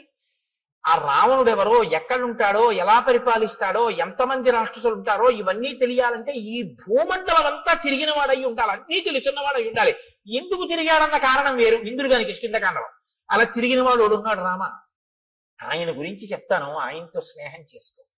అటువంటి మిత్రుణ్ణి సంపాదించావా, ఆ మిత్రుడి వలన నీకు సీతమ్మ జాడ దొరుకుతుంది. కాబట్టి తదవశ్యంతయా కార్య స సుహృత్ సుహృదాంవర. ఓ మంచి హృదయం ఉన్నటువంటి రామ, నీకొక మంచి స్నేహితుడు కావాలి. అకృత్వాహినతే సిద్ధిం అహం పశ్యామి చింతయం. నాకు ఆలోచిస్తే అది అనిపిస్తోంది. శ్రూయతాం రామ వక్ష్యామి సుగ్రీవో రామ వానర భ్రాతా నిరస్త క్రుద్ధేన వాలినా శక్రసూనునా ఋష్యమూకే గిరివరే పంపా పర్యంత శోభితే నివసత్యాత్మవాన్ వీర చతుర్భిః సహ వానరైః వానరేంద్రో మహావీర్య తేజోవాన్ అమిత ప్రభ సత్యసంధో వినీతశ్చ ధృతిమాన్ మతిమాన్ మహాన్ దక్షః ప్రగల్భో ద్యుతిమాన్ మహాబల పరాక్రమ భ్రాత్రా నివాసితో రామ రాజ్యహేతోర్మహాబల స రుక్షరజస పుత్ర పంపామటతి శంకిత భాస్కరస్యౌరస పుత్రో వాలినా కృతకిల్బిష. సూర్య భగవానుడి యొక్క ఔరసపుత్రుడైనటువంటి సుగ్రీవుడనబడేటటువంటి ఒక వానర రాజు ఋష్యమూక పర్వత శిఖరముల మీద ఉన్నాడు. కారణాంతరముల చేత తన అన్నగారైనటువంటి వాలి చేత రాజ్యంలోంచి బయటికి వెళ్ళగొట్టబడ్డాడు. వెళ్ళగొట్టబడి 4 వానరులు తన చుట్టూ సేవిస్తూ ఉండగా, అందులోనే ఉన్నారు హనుమ. 4 వానరులు సేవిస్తుండగా సుగ్రీవుడు ఋష్యమూక పర్వతం మీద ఉన్నాడు. అపారమైన బలవంతుడు. ఈ భూమండలంలో ఎక్కడ ఏమున్నాయో అన్నీ తెలుసున్నవాడు. అతనితో నువ్వు అగ్నిసాక్షిగా స్నేహం చేసుకుంటే అతను దశ దిశలకి వానరములను పంపించి సీతమ్మ యొక్క జాడ కనిపెడతాడు. నువ్విలా తిరిగి తెలుసుకోక్కర్లేదు రామా. కాబట్టి ఇప్పుడు నీకు మిత్ర సహాయం అవసరమయ్యింది. అతను మహాబల పరాక్రమములు కలిగినటువంటి వాడు, గొప్ప వీర్యవంతుడు, వానరేంద్రుడు, తేజస్సున్నవాడు, సత్యసంధుడు, నీతి కలిగినటువంటి వాడు, పట్టుదల ఉన్నటువంటి వాడు, మంచి మతి కలిగినటువంటి వాడు, దక్షత కలిగినటువంటి వాడు, కాంతి కలిగినటువంటి వాడు. అటువంటి వాడితో నువ్వు స్నేహం చేసుకుంటే ఆయన నీ కార్యంలో సాయం చేస్తాడు. కాబట్టి ఆ వృక్షరజస్సు యొక్క కుమారుడైనటువంటి సుగ్రీవుడితో నువ్వు వెంటనే స్నేహం చేసుకోవడానికి ఋష్యమూక పర్వతానికి బయలుదేరు. ఆ ఋష్యమూక పర్వతం ఎక్కడుంది అంటావేమో, నీకు దారి చెప్తాను చూడు. రామాయణం ఎంత ఆప్యాయంగా ఉంటుందో తెలుసా అండి. హైదరాబాదు ఎప్పుడు ఆయన వెళ్ళలేదు. ఆయన కొడుకుని మొదటిసారి పంపిస్తున్నాడు ఉద్యోగానికి. హైదరాబాదు వెడుతున్నటువంటి కొడుకుని కంగారుగా తీసుకొచ్చి రైలు ఎక్కించడంలో ఆయనకి కట్టిన మినపరొట్టె తేవడం మర్చిపోయాడు తండ్రి. ఎప్పుడూ హైదరాబాదు వెళ్లే అలవాటు ఉన్నటువంటి మేనమామ గారు వచ్చాడు స్టేషన్కి. ఇప్పుడు తండ్రి అంటాడు, ఒరే నాన్న రొట్టె తేవడం మర్చిపోయాను, ఎలా తింటావు, ఎలాగా, ఎప్పటికి ఎడుతుందో, ఎప్పటికి దిగుతావో, అక్కడ ఏముంటుందో ఏముండదో, నాన్న నా ప్రాణాలు నీ మీదే ఉంటాయి ఇస్మా, వెళ్ళాక ఉత్తరం రాయి అంటాడు. మేనమామ గారు అంటాడు, ఒరే నీకేం భయం లేదు, ఇప్పుడు ట్రైన్ బయలుదేరుతుందా, బయలుదేరగానే మొదటి స్టేషను అనపర్తి, రెండో స్టేషను ద్వారపూడి, మూడో స్టేషను రాజమండ్రి. రాజమండ్రి వెళ్ళేటప్పటికి 8 అవుతుంది. 8 గంటలకి నువ్వు రాజమండ్రి రైల్వే స్టేషన్ లో కిందకి దిగితే అక్కడ 10 నిమిషాలు ఆగుతుంది. దిగి నువ్వు చూస్తే అక్కడే మంచి అరటి పళ్ళు, చాలా చక్కటి రొట్టెలు అన్ని అమ్ముతూ ఉంటారు. కాబట్టి నువ్వు అక్కడ నీకు కావలసిన 2 ఇడ్లీ 2 అరటి పళ్ళు అవి కొనుక్కొని చక్కగా అవి తినేసి మళ్ళీ రైలు ఎక్కి కూర్చుంటే 10 నిమిషాల కన్నా ఆగదు, గబగబా కొనేసుకో. రైల్లో కూర్చుని తినేసి మంచినీళ్ళు తాగేసి వాటర్ బాటిల్ మర్చిపో, ఎక్కిళ్ళు వస్తాయి. వాటర్ బాటిల్ కొనుక్కుంటే ఎక్కి పడుకున్నా అంటే హాయిగా తెల్లవారేటప్పటికి 6 హైదరాబాద్ వెళ్ళిపోతా ఉంటాడు. తెలుసున్నవాడు చెప్పేటప్పుడు రాజమండ్రి వస్తుంది, ద్వారపూడి వస్తుందని చెప్పడు. ఎక్కడ ఏం తినాలో, ఏం తాగాలో, ఎలా పడుకోవాలో, ఎలా వెళ్ళాలో ఎందుకు చెప్తాడంటే ఆత్మీయత అందులో కలిసిపోయి ఉంది. కలిసిపోయి ఉండడంలో అలా చెప్తాడు. కాబట్టి ఇప్పుడు చూడండి, నిజంగా మాట్లాడడంలో వాల్మీకి మహర్షి మాట్లాడించడంలో అందం చూడండి, ఇందుకుని మహాత్ముడయ్యాడు. ఇప్పుడు రాముడి మీద ఎంత ప్రేమతో మాట్లాడుతున్నాడంటే ఋషముఖానికి వెళ్ళి నీ పని అవుతుందని ఏదో చేతకాని వాడికి చెప్పినట్టు చెప్పట్లేదు. ఉపకారం చేయడంలో అంత శ్రద్ధతో చేస్తున్నాడు. మహానుభావుడి వల్ల నేను మళ్ళీ పునర్జన్మ పొందానని సంతోషిస్తున్నాడు. నాయన రామ, నువ్వు లక్ష్మణ సహితుడవై పశ్చిమ దిశగా ఇదే మార్గంలో విడితే బోలెడన్ని చెట్లు కనపడతాయి. నేరేడు, మోరటి, పనస, జువ్వి, మర్రి, తుమ్మిక, రావి, కొండగోగు, మామిడి, చండ్ర, పొన్న, ఎర్రగోరుంట, కానుగ, నల్లవి, అశోక వృక్షాలు, కడిమి చెట్లు, గన్నేరు చెట్లు, నల్లజీడి చెట్లు, అశోక వృక్షాలు, ఎర్రచందన చెట్లు, దేవదారు వృక్షాలు అన్నీ కనపడతాయి. ఎందుకు ఇవన్నీ? ఆప్యాయత కలిగిన మేనమామ చెప్పినట్టు చెప్పడం. వీటికి మంచి మంచి పళ్ళు ఉంటాయి. లక్ష్మణుడు ఎక్కి కోసి నీకు తెచ్చి పెట్టచ్చు, లేదా కొమ్మలు ఉంచినా కూడా అందుతాయి. అంటే కింద కొమ్మలకు కూడా అన్ని పళ్ళుంటాయి, ఆ పళ్ళు ఎవరు కొయ్యరు.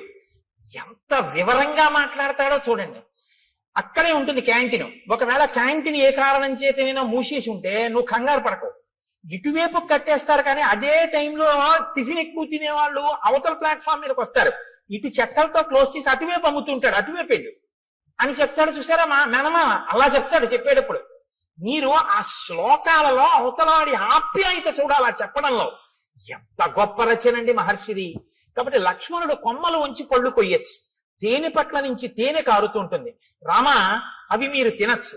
అది దాటి మీరు వెడితే అక్కడ మీకు ఒక చిక్కటి వనం కనపడుతుంది. అంటే చిక్కటి వనం, చక్కటి వనం, బాగా చెట్లు దగ్గరగా ఉంటాయి.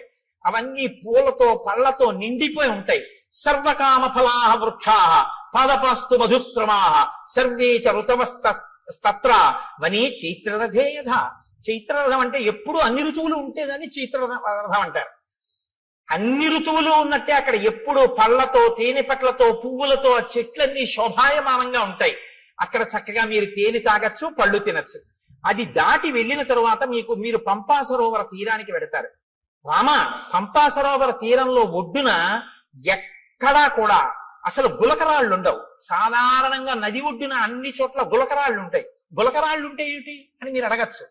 రాముడు పాదుకలు లేకుండా నడుస్తున్నాడు, గులకరాళ్ళు ఉంటే గుచ్చుకుంటాయి కాళ్ళు. కాబట్టి రామ, పంపానది తీరంలో గులకరాళ్ళు ఉండవు. అంటే ఆయన కాళ్ళకి గుచ్చుకునేవి లేవు. ఎంత ప్రేమో చూడండి నా చెప్పడంలో. పంపానది తీరంలో గులకరాళ్ళు ఉండవు. ఆ నీళ్లు చల్లగా, ఆ అందులో పుట్టినటువంటి పద్మముల యొక్క కింజిల్కముల నుండి రాలినటువంటి పుప్పుడితో సుగంధభరితములై తీయగా చల్లగా ఉంటాయి. ఎప్పుడు స్నానం చేద్దామా, ఎప్పుడు తాగుదామా అనిపిస్తుంది. రామ, అక్కడ నాచు ఉండదు. కాబట్టి నువ్వు జాగ్రత్తగా పంచె పైకి తీసి కాలు జారుతుందేమో అని చూసుకుని వెయ్యక్కర్లేదు. ఆ కింద ఉన్నటువంటి ఇసుక నీకు కనపడుతుంది. ఆ నీరు వెండి పళ్ళెంలా ఉంటుంది, అంత స్వచ్ఛంగా ఉంటుంది. మహానందిలో ఉంటుంది సరోవరం, అలా ఉంటాయి నీళ్లు. రామ నీకు ఇంకొక విషయం చెప్తున్నాను. అక్కడ అనేకమైన పక్షులు ఆ ఒడ్డును తిరుగుతుంటాయి. వాటికి ఏం భయం ఉండదు. అవి చాలా స్వేచ్ఛగా తిరుగుతుంటాయి. అవి ఎంత రుచిగా ఉంటాయో తెలుసా రామ? ఘృతపిండోపమాన్ స్థూలాంతాన్ ద్విజాన్ భక్షయిష్యథ రోహితాన్ వక్రతుండాశ్చ నడమీనాంశ్చ రాఘవ. రామ, పెద్ద పెద్ద చేపలు ముళ్ళున్నవి రెక్కలున్నవి ఆ నదిలో తిరుగుతుంటాయి పంపా సరోవరంలో. నీతి ముద్ద ఎలా ఉంటుందో అంత కమ్మగా ఉంటాయి అక్కడ ఉన్న పక్షులు. మాంసాహారం ఉన్న వాళ్ళు ఎవరైనా ఉంటే నోరూరే ప్రయత్నంలో ఉండకండి. కాబట్టి అంత కమ్మటి రుచి కలిగినటువంటి పక్షులు ఉంటాయి. కాబట్టి పాంసాయాం ఇషుభి మచ్చాన్ తత్ర రామ వరాన్ హతాన్ నిస్త్వక్ పక్షాన్ అయస్తప్తాన్ అకృషాన్ ఏకకంటకాన్. ఎంత వివరంగా చెప్తాడంటే, ఆ నదిలో కొన్ని పక్షులు ఆ నదిలో తిరుగుతుంటాయి. గండు మీనులు, సొర మీనులు, రొయ్యలు, చేపలు అన్ని ఆడుకుంటుంటాయి. లక్ష్మణుడు బాణంతో గుచ్చి వాటిని పైకి తీస్తాడు. తీసి అగ్నిహోత్రం మీద ఆ బాణంతో ఇలా ఇలా తిప్పితే ఎర్రగా కాల్తాయి. నువ్వు అక్కడ ఒడ్డున కూర్చోరామా, కూర్చుంటే ఒక్కొక్క చేపని కాల్చి పట్టుకొస్తాడు. ఆ పక్షిని కొట్టి కాల్చి పచనం చేసి ఆ నీతి ముద్దలా ఉన్న పక్షి మాంసం తీసుకొచ్చి పెడతాడు. చక్కగా నువ్వు ఆ ఒడ్డున కూర్చుని కమ్మగా తిన్న తర్వాత దాహం వేస్తుంది. ఎందుకంటే నీతి ముద్దలా కదా ఉంటాయి. దాహం వేస్తే లక్ష్మణుడు ఏం చేస్తాడో తెలుసా? భృశం తేఖాలతో మచ్చాన్ పంపాయాహ పుష్ప సంచయే పద్మగంధి శివం వారి సుఖశీత మనామయం ఉధృత్య సతతాక్లిష్టం రౌప్య స్ఫాటిక సన్నిభం అసౌ పుష్కరవర్ణేన లక్ష్మణ పాయిష్యతి. తామరాకులుంటాయి రామ, ఆ తామరాకులు దొప్పగా చేసి పంపా సరోవరంలోకి ఎడతాడు లక్ష్మణుడు. ఆ నీళ్లు ఎలా ఉంటాయో తెలుసా? వెండి రేకు బోర్లించినట్టు ఉంటాయి, తెల్లగా. అడుగునున్నటువంటి ఇసుక కనపడుతుంటుంది. దాంట్లో బోలెడన్ని పద్మాలుంటాయి. పద్మాలకి కింజిల్కాలుంటాయి. వాటిలోంచి ఆ పుప్పుడంత నీటి మీద పడుతుంది. అందుకని మంచి ఏదో అన్ని రకాల పదార్థాలతోటి శివాభిషేకం చేస్తే వచ్చిన తీర్థం అన్ని రుచులు కలిసి మంచి సుగంధ ద్రవ్యాలతో సువాసనతో ఎలా ఉంటుందో అలా ఉంటాయి ఆ నీళ్లు. ఆ నీళ్లు తామరాకు దొప్పతో తెచ్చి నీకు ఇస్తాడు. నువ్వు చక్కగా ఏం చేస్తావు అంటే తామరాకు దొప్పతో చల్లటి నీళ్లు తాగు. సాయంకాలం వేళలో నువ్వు ఆ పంపా సరోవర ప్రాంతంలో తిరుగుతుంటే జింకలు లేళ్లు తిరుగుతుంటాయి. చెట్లన్నీ పువ్వులు ఇట్టుకున్నాయా అన్నట్టుగా పువ్వులతో శోభిస్తుంటాయి. నీకు సీతమ్మ కనపడలేదు అన్న బెంగ నీకు తీరుతుంది. రామ, అక్కడ పుష్పమాలలు కొన్ని పడి ఉంటాయి. ఆ పుష్పమాలలు ఎన్ని సంవత్సరములైన వాడవు. ఎందుకో తెలుసా? నతాని కశ్చిన్ మాల్యాని తత్రారోపయితా నరః నచవై మ్లానతామ్యాంతి నచ శీర్యంతి రాఘవ. మతంగ మహర్షి యొక్క శిష్యులు గురువు గారికి సేవ చేయడం కోసమని అక్కడికి వచ్చి దర్భలవి సేకరిస్తున్నప్పుడు వాళ్ళ శరీరానికి కలిగినటువంటి శ్రమ వలన పుట్టినటువంటి స్వేద బిందువులు నేల మీద పడి పువ్వులై దండలయ్యాయి. ఆ దండలు ఎవరు తీసి ధరించారు. వాళ్ళ ఆ శిష్యుల యొక్క చెమట పువ్వులైంది కాబట్టి ఆ పువ్వులు సూర్యరశ్మికి వాడవు, గాలికి ఒడిలిపోవు. అవి ఎన్ని సంవత్సరములైనా అలాగే ఉంటుంటాయి. ఆ మాలలు ఎవరు ధరించారు. నువ్వు అక్కడ మతంగ మహర్షి యొక్క ఆశ్రమం కనపడుతుంది. చాలా లోపలికి వెళ్ళడం చాలా కష్టం. గొన్న ఏనుగులు దాని చుట్టూ తిరుగుతూ ఉంటాయి. రామ, అక్కడే శబరి ఉంది ఇప్పుడు ఆ ఆశ్రమంలో.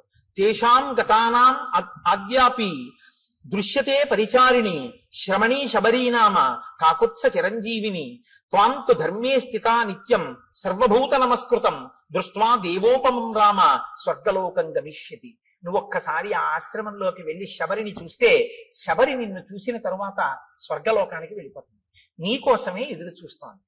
రామ, అక్కడ నుంచి కొంచెం ముందుకు వెడితే ఎప్పుడు ఏనుగులు తిరుగుతూ ఉంటాయి. ఆ ఏనుగులు తిరుగుతున్నటువంటి ప్రాంతానికి లోపలే మతంగ మహర్షి చేత నిర్మింపబడిన మతంగవనము అని ప్రసిద్ధికెక్కినటువంటి ఆశ్రమం ఉంది. అక్కడే పంపా సరోవరానికి తూర్పున ఋష్యమూకము అనేటటువంటి ఒక పెద్ద పర్వతం ఉంది. ఆ పర్వతం యొక్క గొప్పతనం ఏమిటో తెలుసా రామ? ఋష్యమూకస్య పంపాయా పురస్తాత్ పుష్పిత ద్రుమః సుదుఃఖారోహణో నామ శిశు నాగాభిరక్షిత ఉదారో బ్రహ్మణా చైవ పూర్వకాలే వినిర్మితః శయాన పురుషో రామ తస్య శైలస్య మూర్ధని యత్ స్వప్నే లభతే విత్తం తత్ ప్రబుద్ధో దిగచ్చతి నత్వేనం విషమాచారః పాపకర్మాధిరోహతి యస్తుతం విషమాచార పాపకర్మాధిరోహతి తత్రైవ ప్రహరంత్యేనం సుప్త ఆదాయ రాక్షసా తత్రాపి శిశునాగానాం ఆక్రంధ శ్రూయతే మహాన్ క్రీడతాం రామ పంపాయాం మతంగారణ్యవాసినాం. ఆ ఋష్యమూక పర్వత శిఖరములున్నాయే, ఆ శిఖరము పైకి ఎక్కడం చాలా చాలా కష్టం రామ. అందుకే ఆ శిఖరానికి పేరు ఏమని పిలుస్తారో తెలుసా? దాన్ని సుదుఃఖారోహణ శిఖరము అని పిలుస్తారు. ఎక్కడం చాలా కష్టం కాబట్టి ఆ శిఖరం మీదకి ఎవరు ఎక్కలేరు. దాని చుట్టూ ఎప్పుడు గొన్నేనుగులు తిరుగుతుంటాయి, శిశునాగములు. కాబట్టి ఆ గొన్నేనుగులు గుంపులు గుంపులుగా తిరుగుతుంటాయి. పంపా సరోవరంలో నీళ్లు తాడి ఆడుకుంటుంటాయి.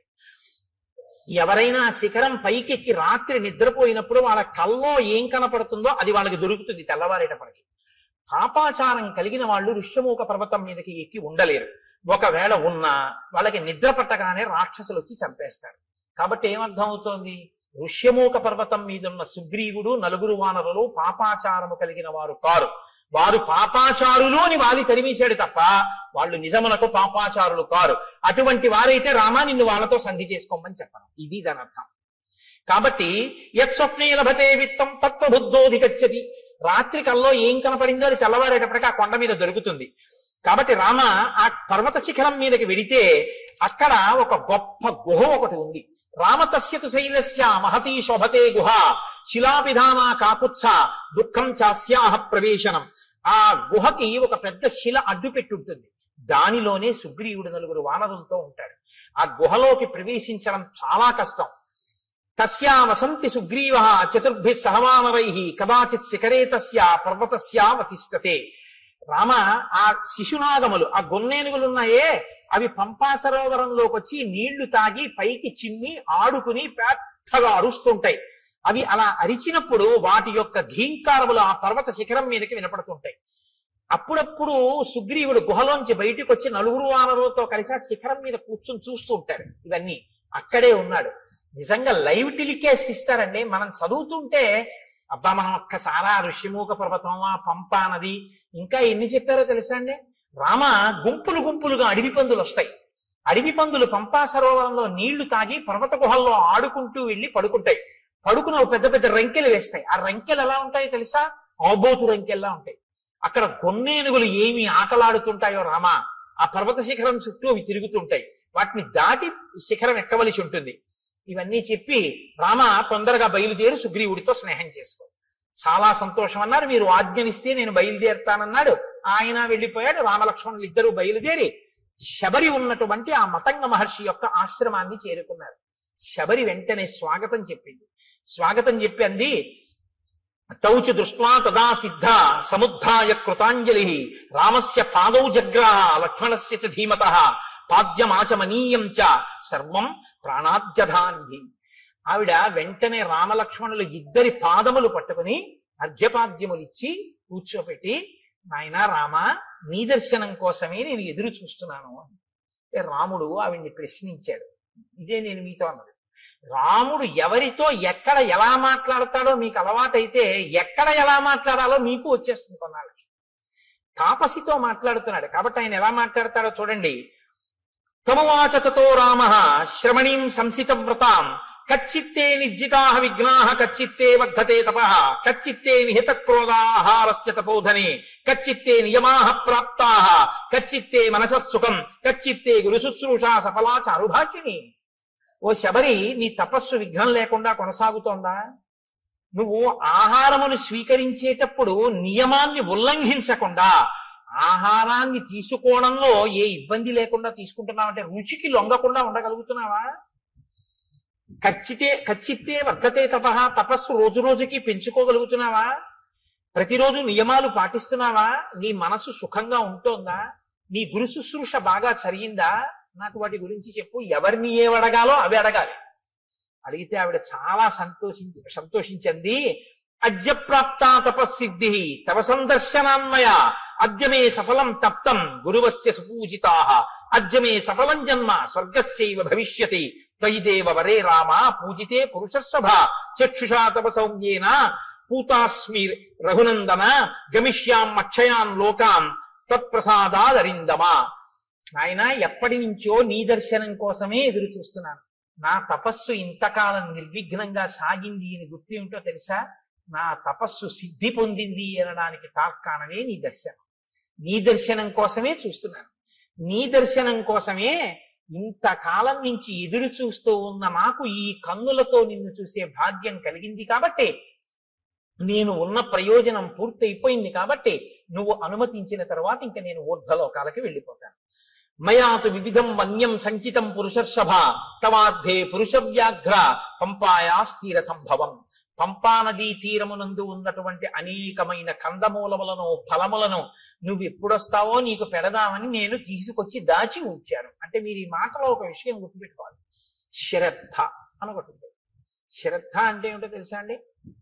ఎప్పుడో అప్పుడు రాముడు వస్తాడని తీసుకొచ్చి 2 దానిమ్మ పళ్ళు వచ్చి చూద్దాం, ఇవాళ కూడా ఇన్నాళ్ళు రాలేదు, ఇవాళ వచ్చేసాడు ఎట్లే పోలే, దానిమ్మ పళ్ళు 2-3 రోజులు ఉంటాయి కాబట్టి 2-3 రోజులు రాకపోతే అప్పుడు మళ్ళీ తీసుకొద్దామని పెట్టి కూర్చోవడం కాదు.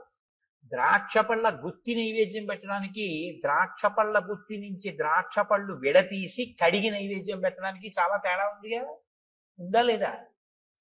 నీకు గుత్తిస్తే తింటారా? విడదీసి కడిగి పట్టరా అంటారా? అనరా? ఈశ్వరుడు తినాలంటే గుత్తి ఎలా నైవేద్యం పెడుతున్నావు?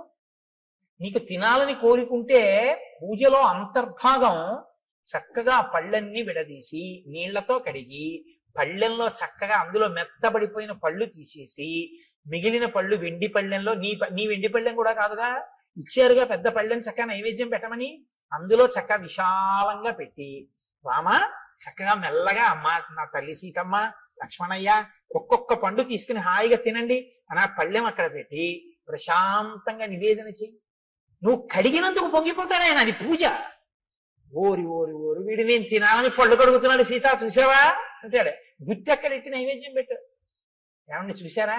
అందులో చప్పబడిపోయినవి మెత్తబడిపోయినవి కుళ్ళిపోయినవి అన్నీ పెట్టేస్తున్నాడు. ఎదురుగుండా కనపడు మగించలు నేను విప్పి పెడుదును, కానీ తల్లి సీతమ్మ చూస్తోంది. అన్ని ద్రాక్ష పళ్ళు నువ్వే కడిగేసి అరటిపండు తొక్కలు నువ్వే తీసేసి అన్ని పెట్టేస్తే మా ఆయనకి నేను పెట్టుకోవద్దయ్యా ప్రేమతో, అవి నాకి నేను విప్పి పెట్టుకుంటాను ఎంత బాగున్నాయో అంటోంది. అమ్మకి ఇస్తాను, అమ్మ విప్పి పెడుతుంది, ఇదిగో అమ్మ చేతిలో పెడుతున్నాను, ఇవి మీరు గింజలు ఒలుచుకు తినండి, ఇవి మాత్రం అమ్మ గింజలు ఒలిచే వరకు ఇవి తింటుండండి రామా అని మీరు భావన చేసి సంతోషంగా ఓసారి పళ్ళెం అక్కడ పెట్టి 2-3 నిమిషాలు సంతోషపడిపోయి మీ ఎదురుగుండా సీతారామ లక్ష్మణులు హనుమ ఉన్నారనుకుని అప్పుడు మీరు నైవేద్యం పెట్టి నా స్వామి తింటున్నాడు, ఆయన తింటున్నప్పుడు ఆ పళ్ళరసం కంఠంలోకి దిగుతుంటే సంతోషంగా ఆయన చూస్తున్నాడని మీరు భావన చేస్తే నన్ను నమ్మండి ప్రసాదమే, ఆయన తిన్న శేషం ఇది. అసలు ఆ భావన లేకపోతే మిమ్మల్ని నైవేద్యం పెట్టమని పంపించిన ఆయన యొక్క ద్రవ్యం వృధా తప్ప ఉపయోగమే ఉండదు.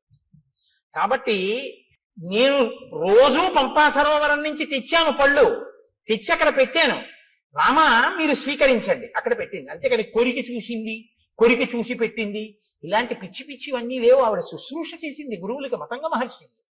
ఆవిడికి తెలుసు ఎక్కడెలా ప్రవర్తించాలో. ఆవిడ శ్రద్ధ ఎక్కడా మీకు అర్థమవుతుందని నేను ఈ మాటలు చెప్పాను నైవేద్యం పెట్టడం ద్రాక్ష పళ్ళ గుత్తి గురించి. ఆవిడ అలా ప్రతిరోజు సేకరించి తీసుకొచ్చి అక్కడ పెట్టింది. ఏమో రాముడు వస్తాడేమో పెట్టుకోవాలి, ఎప్పటి పళ్ళప్పుడు. నేను చైతన్య కుసుమ ప్రియా అమ్మవారు.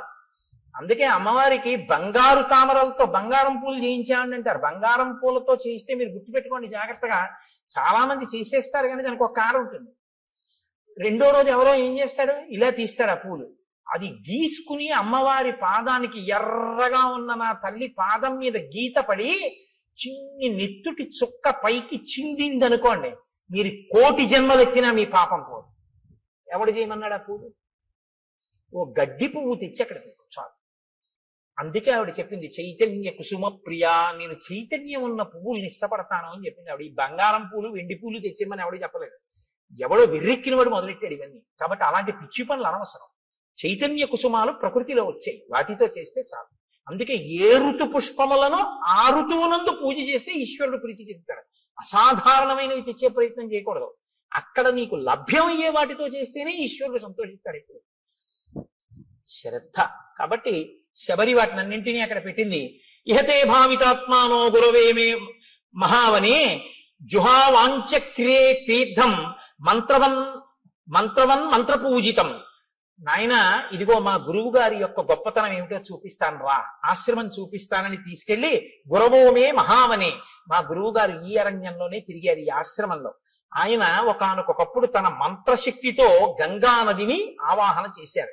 ఇదిగో ఇక్కడ ఆ తీర్థం ఇప్పటికీ ప్రవహిస్తోంది ఆశ్రమంలో, చూడు. ఇయం ప్రత్యక్షస్థలీ వేది ఎత్ర తేమే మనస్కృతాః పుష్పోపహారం కుర్వంతి శ్రమదుద్దేశిభిః కరైః. చాలా బడలిపోయినటువంటి నీరసంతో ఉన్న శరీరంతో ఉపవాసములు చేసి ఉన్నటువంటి శరీరం కాబట్టి భగవంతుని యందు ధ్యానంలో ఒళ్ళు మరిచిపోయిన వారు కనుక లేచి పుష్పమాల ఇలా వణికిపోతున్న చేత్తో స్వామికి సమర్పించారు. ఇక్కడే ఆయన అగ్నికార్యం చేశారు. వాళ్ళు వెళ్ళిపోయి చాలా కాలం అయింది. నువ్వు చిత్రకూట పర్వతం మీద ఉన్నప్పుడు వాళ్ళు దివ్య విమానాలు ఎక్కి వెళ్ళిపోయారు. రామ, ఇప్పటికీ వేదులు ఎలా ప్రకాశిస్తుంటాయో చూడు, దిశలన్నీ ప్రకాశిస్తాయి ఈ వేదుల వల్ల. వాళ్ళు చేసినటువంటి అగ్ని కార్యం ఇప్పటికీ అంత తేజస్సుతో ఉంది. తేషాం తప ప్రభావేన పశ్యాద్యాపి రఘుత్వః జ్యోతయంతి దిశ సర్వాః శ్రియా వేద్యోతుల ప్రభా అశక్నువద్భిస్తైర్గంతుం ఉపవాస శ్రమాలసైః చింతితేభ్యగతాన్ పశ్య సహితాన్ సప్తసాగరాన్. చింతితేభ్యాగతాన్ పశ్య, ఎంత గొప్ప మాట అండి. ఆయనట అక్కడ కూర్చుని తపస్సు చేసి హోమం చేసి సాయంకాలం సంధ్యావందనం వేళవుతోంది, లేచి వెళ్ళాలి అనుకున్నారట. కానీ అశక్నువద్భిస్తైర్గంతుం, లేచి వెళ్ళడానికి ఓపిక లేదు, ఇంకా నీరసంగా ఉంది శరీరం. ఎలా అనుకుని సప్త సాగరములారా ఇలా రండి, స్నానం చేస్తానన్నట. 7 సముద్రాలు వచ్చి ఇక్కడ ప్రవహించాయి. నా గురువు గారు ఇందులో స్నానం చేశారు రామా, చూడండి. అంటే ఈ జాతి యందు ఋషుల యొక్క శక్తి ఏమిటో చూస్తున్నారు మహర్షి రామచంద్రమూర్తి. అద్యాపి నామ శుష్యంతి ప్రదేశే రఘునందన, మా గురువు గారు శిష్యులు ఇక్కడే నారచీరలు ఒంటి మీద బట్టతో స్నానం చేయాలి, చేసి ఆ బట్ట పిండి ఆరేశారు. వారి శరీరమునకు తగిలిన కారణం చేత ఆ చీరలు ఆరలేదు. అది వాళ్ళ తపశ్శక్తి. దేవకార్యాన్ని కుర్వద్భిః యానీమాని కృతాని వైః పుష్పైః కువలయై సార్థం మ్లానత్వం నోపయాంతి వై. వాళ్ళు చేతులతో ముట్టుకుని ఇక్కడ దేవతలకి పుష్పాలు సమర్పించారు. ఆ పువ్వులు ఇన్ని సంవత్సరములైన వాడవు, అలాగే ఉన్నాయి చూడు. ఇది మా గురువు గారి గొప్పతనం. కాబట్టి రామ, నేను నీ గురించి ఎదురు చూస్తున్నాను, నీకు ఆతిథ్యం ఇమ్మని మా గురువు గారు చెప్పారు. దర్శనం చేసుకుని ఆతిథ్యం ఇచ్చి రమ్మన్నారు. ఇటుగా రాముడు వస్తాడు, ఆతిథ్యం ఇవ్వడానికి ఉండాలన్నారంటే రామచంద్రమూర్తి ఆగమనానికి ఎలా ఎదురు చూశారో చూడండి.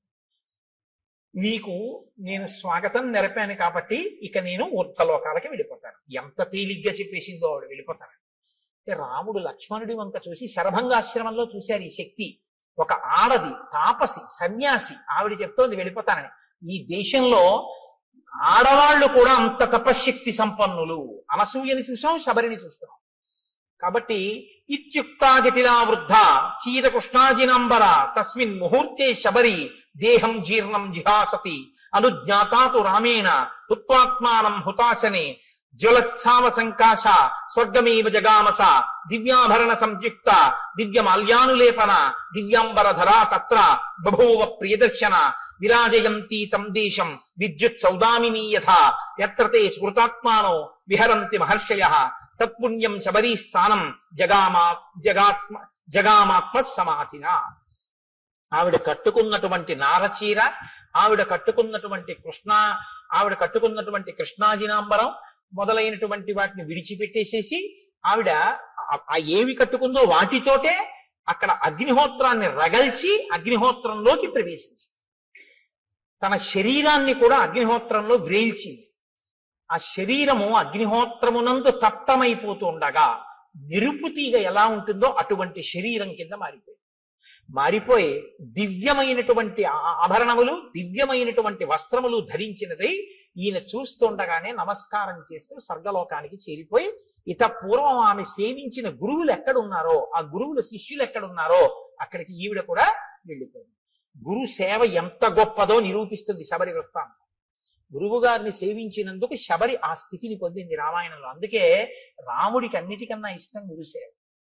కాబట్టి తత్పుణ్యం శబరీస్థానం జగామాత్మ సమాధిన. ఆవిడ వెళ్ళిపోయిన తరువాత రాముడు లక్ష్మణుడితో కలిసి సప్తానంచ సముద్రాణం యేషు తీర్థేషు లక్ష్మణ ఉపస్పృష్టంచ విధివత్ పితరశ్చాపి తత్పితాః ప్రణష్టం అశుభం తత్వత్ కళ్యాణం సముపస్థితం తేన తత్వేన హృష్టం మే మనో లక్ష్మణ సంప్రతి హృదయేహి నరవ్యాఘ్ర శుభం ఆవిర్భవిష్యతి. ఇది ఎందుకు మనం స్నానం చేయాలో తెలుసుకోవాలి. రాముడు వెంటనేట అక్కడ సప్తసాగరములను ఋషులు తీసుకొచ్చారు కదండి, అందులో స్నానం చేసి పితృతర్పణం చేశాక చెయ్యగానే అన్నట్ట, మన దుర్దశ పోయింది లక్ష్మణ, ఇప్పుడు నా మనస్సు ఉల్లాసాన్ని పొందుతోంది, నాకు మంగళములు కనపడుతున్నాయి, నా మనస్సు ప్రసన్నమై ఏదో మంచి జరగబోతోంది అని తెలుస్తోంది. ఇంత గొప్ప తీర్థంలో స్నానం చేయడం వల్ల మన పాపం నశించింది. మీరు చెప్తే ఆశ్చర్యపోతారు. ఒకనకొకప్పుడు ఒక ఆయన చాలా ఇబ్బందుల్లో ఉండేవాడు. ఆయన వెళ్ళి స్నానం చేసే స్థితిలో లేడు. ఎందుకంటే ఆయనకు అప్పటికి ఒక యాక్సిడెంట్ అయ్యి కట్టు కట్టారు. ఆయన చాలా కష్టాల్లో ఉంటే ఒక మహాత్ముడు ఒక ఆయనతో కలిసి నేను వాళ్ళ ఇంటికి వెళ్ళడం జరిగింది.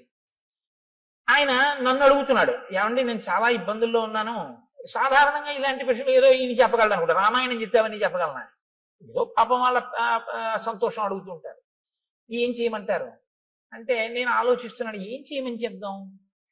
యాక్సిడెంట్ అయింది, కాళ్ళు విరిగిపోయి కట్లు కట్టేశారు, ఏం చేయమని చెప్తే ఏం చేయగలడు అని ఆలోచిస్తుంటే నాతో వచ్చిన మహాత్ముడు పక్కున్నది అన్నారు, ఎందుకంటే దానికి అంత బాధపడతారు, ఇక మీకేమీ అవదు, పుష్కరం నుంచి సీసాతో నీళ్లు తెచ్చుకు చల్లుకోకండి, కారు చేయించుకుని మీ ఊళ్ళో పుష్కరాలు అవుతున్నాయిగా, గోదావరి పుష్కరాలు, ఒక్కసారి నదిపాయ మీకు దగ్గరగా ఎక్కడుందో అక్కడికి వెళ్ళి ఆ ఒడ్డున కూర్చుని ఇలా వంగండి, కింద కట్లు తడవకూడదు కానీ తల తడవచ్చుగా, గోదావరిలో నీళ్లు తీసుకొచ్చి సంకల్పంతో మీ తల నుంచి కంఠం తడిచే వరకు పోసుకోండి, తడి బట్టతో ఒళ్ళు తుడుచుకుని ఇంటికి రండి, మీ దరిద్రం అక్కడతో పోతుందన్నాడు. మీరు నమ్ముతారా? నేను యథార్థం చెప్తున్నా, రామాయణం చెప్తూ. ఆయన నిజంగా వెళ్ళి ఆ పుష్కర స్నానం చేశాడు, అంతే. ఇవాళ ఆయన ఎంత సంతోషంగా ఉన్నాడో, ఇక మళ్ళీ ఆయన ఏమీ పట్టుకోలేదు. తీర్థస్నానం అంటే ఉత్తినే రాలేదండి, మహాత్ముల యొక్క సంకల్ప శక్తితో వచ్చే ఒక గోదావరి ఉత్తినే రాలేదు, గౌతమ మహర్షి యొక్క తపఫలం. అందుకే నదులు ఎక్కడెక్కడ ఈశ్వరుడు ఉంటే అక్కడికక్కడికి వెళ్ళి చుట్టుకుంటాయి. ఎవరి దారి నేర్పారని? కృష్ణమ్మ ఉంది, విజయవాడ కనకదుర్గమ్మని సేవిస్తుంది, మంగళగిరి వెడుతుంది, అమరేశ్వరుణ్ణి సేవిస్తుంది, అక్కడి నుంచి ఎవరు చెప్పారని? శ్రీశైలం వెళ్ళిపోతుంది, ఆ లోయల్లో వెళ్ళిపోయి అక్కడికి వెళ్ళి ఆ పాతాళ గంగా జలమజ్జన నిర్మలాంగా భస్మ త్రిపుండ్ర సమలంకృత పాల భాగా గాయంతి దేవముని భక్త జనాభవంతం శ్రీమల్లికార్జున విభో తవ సుప్రభాతం అన్ని వదిలిపెట్టి శ్రీగిరిని చుట్టుకుంటుంది, దానికి ప్రదక్షిణం చేసి వెళ్ళిపోతుంది. ఎవరు నేర్పారు నదికి? ఆ నదుల గొప్పతనం అవే, అవి ఈశ్వరుణ్ణి సేవిస్తాయి. ఋషులు తీసుకొచ్చారు వాటిని. మాకు దక్షారామంలో సప్తగోదావరి అని ఉంది, ఋషులు తీసుకొచ్చారు. దాని స్నానమే, దాని ఫలితమే. కాబట్టి రాముడు స్నానం చెయ్యగానే ప్రసన్నుడయ్యాడు. స్నానం శక్తి ఇస్తుందా అండి అంటే నువ్వు ఆ నమ్మకంతో చేసి చూడు. నీకు టాబ్లెట్ లో ఏ కంపోజిషన్ ఉందో ఏముందో, నీకు విరేచనాలు అవుతుంటే నీకు ఏ సూక్ష్మ క్రిముల వల్ల వచ్చాయో, ఇది వేసుకుంటే నీ రక్తంలో ఎలా కలుస్తుందో, ఆ బ్యాక్టీరియా ఎలా చచ్చిపోతుందో నీకు తెలిస్తే చచ్చిపోయా? డాక్టర్ గారు 3 పూట్ల వేసుకోమన్నాడు, వేసుకున్నావు, చచ్చిపోయా లేదా? విరేచనాలు తగ్గాయా లేదా? డాక్టర్ గారు చెప్తే మాత్రం నేను ఎలా వేసుకుంటానండి, ఇందులో ఏముందో నాకు తెలియాలండి, తెలిస్తేనే నేను వేసుకుంటానండి అంటే ఒక్కసారి తగ్గదు. నీ నమ్మకం ప్రధానం. మణి, మంత్రము, ఔషధము మూడింటికి నమ్మకం. కాబట్టి ఇప్పుడు నమ్మి స్నానం చేశాడు, ఫలితం వస్తుంది. విశ్వాసమే ఈశ్వరుడు. మనం ఒక ఎక్కడికైనా పవిత్రమైన చోటుకెడితే తీర్థస్నానం తప్పకుండా చెయ్యాలి. కాబట్టి రాముడు ఆ స్నానం చేసి ఉల్లాసాన్ని పొంది సంతోషించి లక్ష్మణుడితో కలిసి నువ్వు వెళ్ళి ఋష్యమూక పర్వతం మీద సుగ్రీవుణ్ణి కలుసుకో అని చెప్పి ఆనందంగా ఇద్దరూ కలిసి ఆ పంపా సరోవరంలో తిరుగుతూ ఇంకా సుగ్రీవుని యొక్క దర్శనం కోసమని ఎదురు చూస్తున్నారు. రేపటి రోజున మహానుభావుడు హనుమ, సుగ్రీవుడు ఆ వానరుల యొక్క దర్శనం, సీతమ్మ తల్లి జాడ కనిపెట్టడం వైపుకి కథ తిరుగుతుంది. ఇక్కడతో అరణ్యకాండ పూర్తయింది. కాబట్టి మనం ఒక్కసారి రామనామం చెప్పుకుని 11 పర్యాయాలు సంతోషంగా తర్వాత మంగళహారతి ఇచ్చిన తర్వాత ప్రసాదం స్వీకరించి బయలుదేరదాం.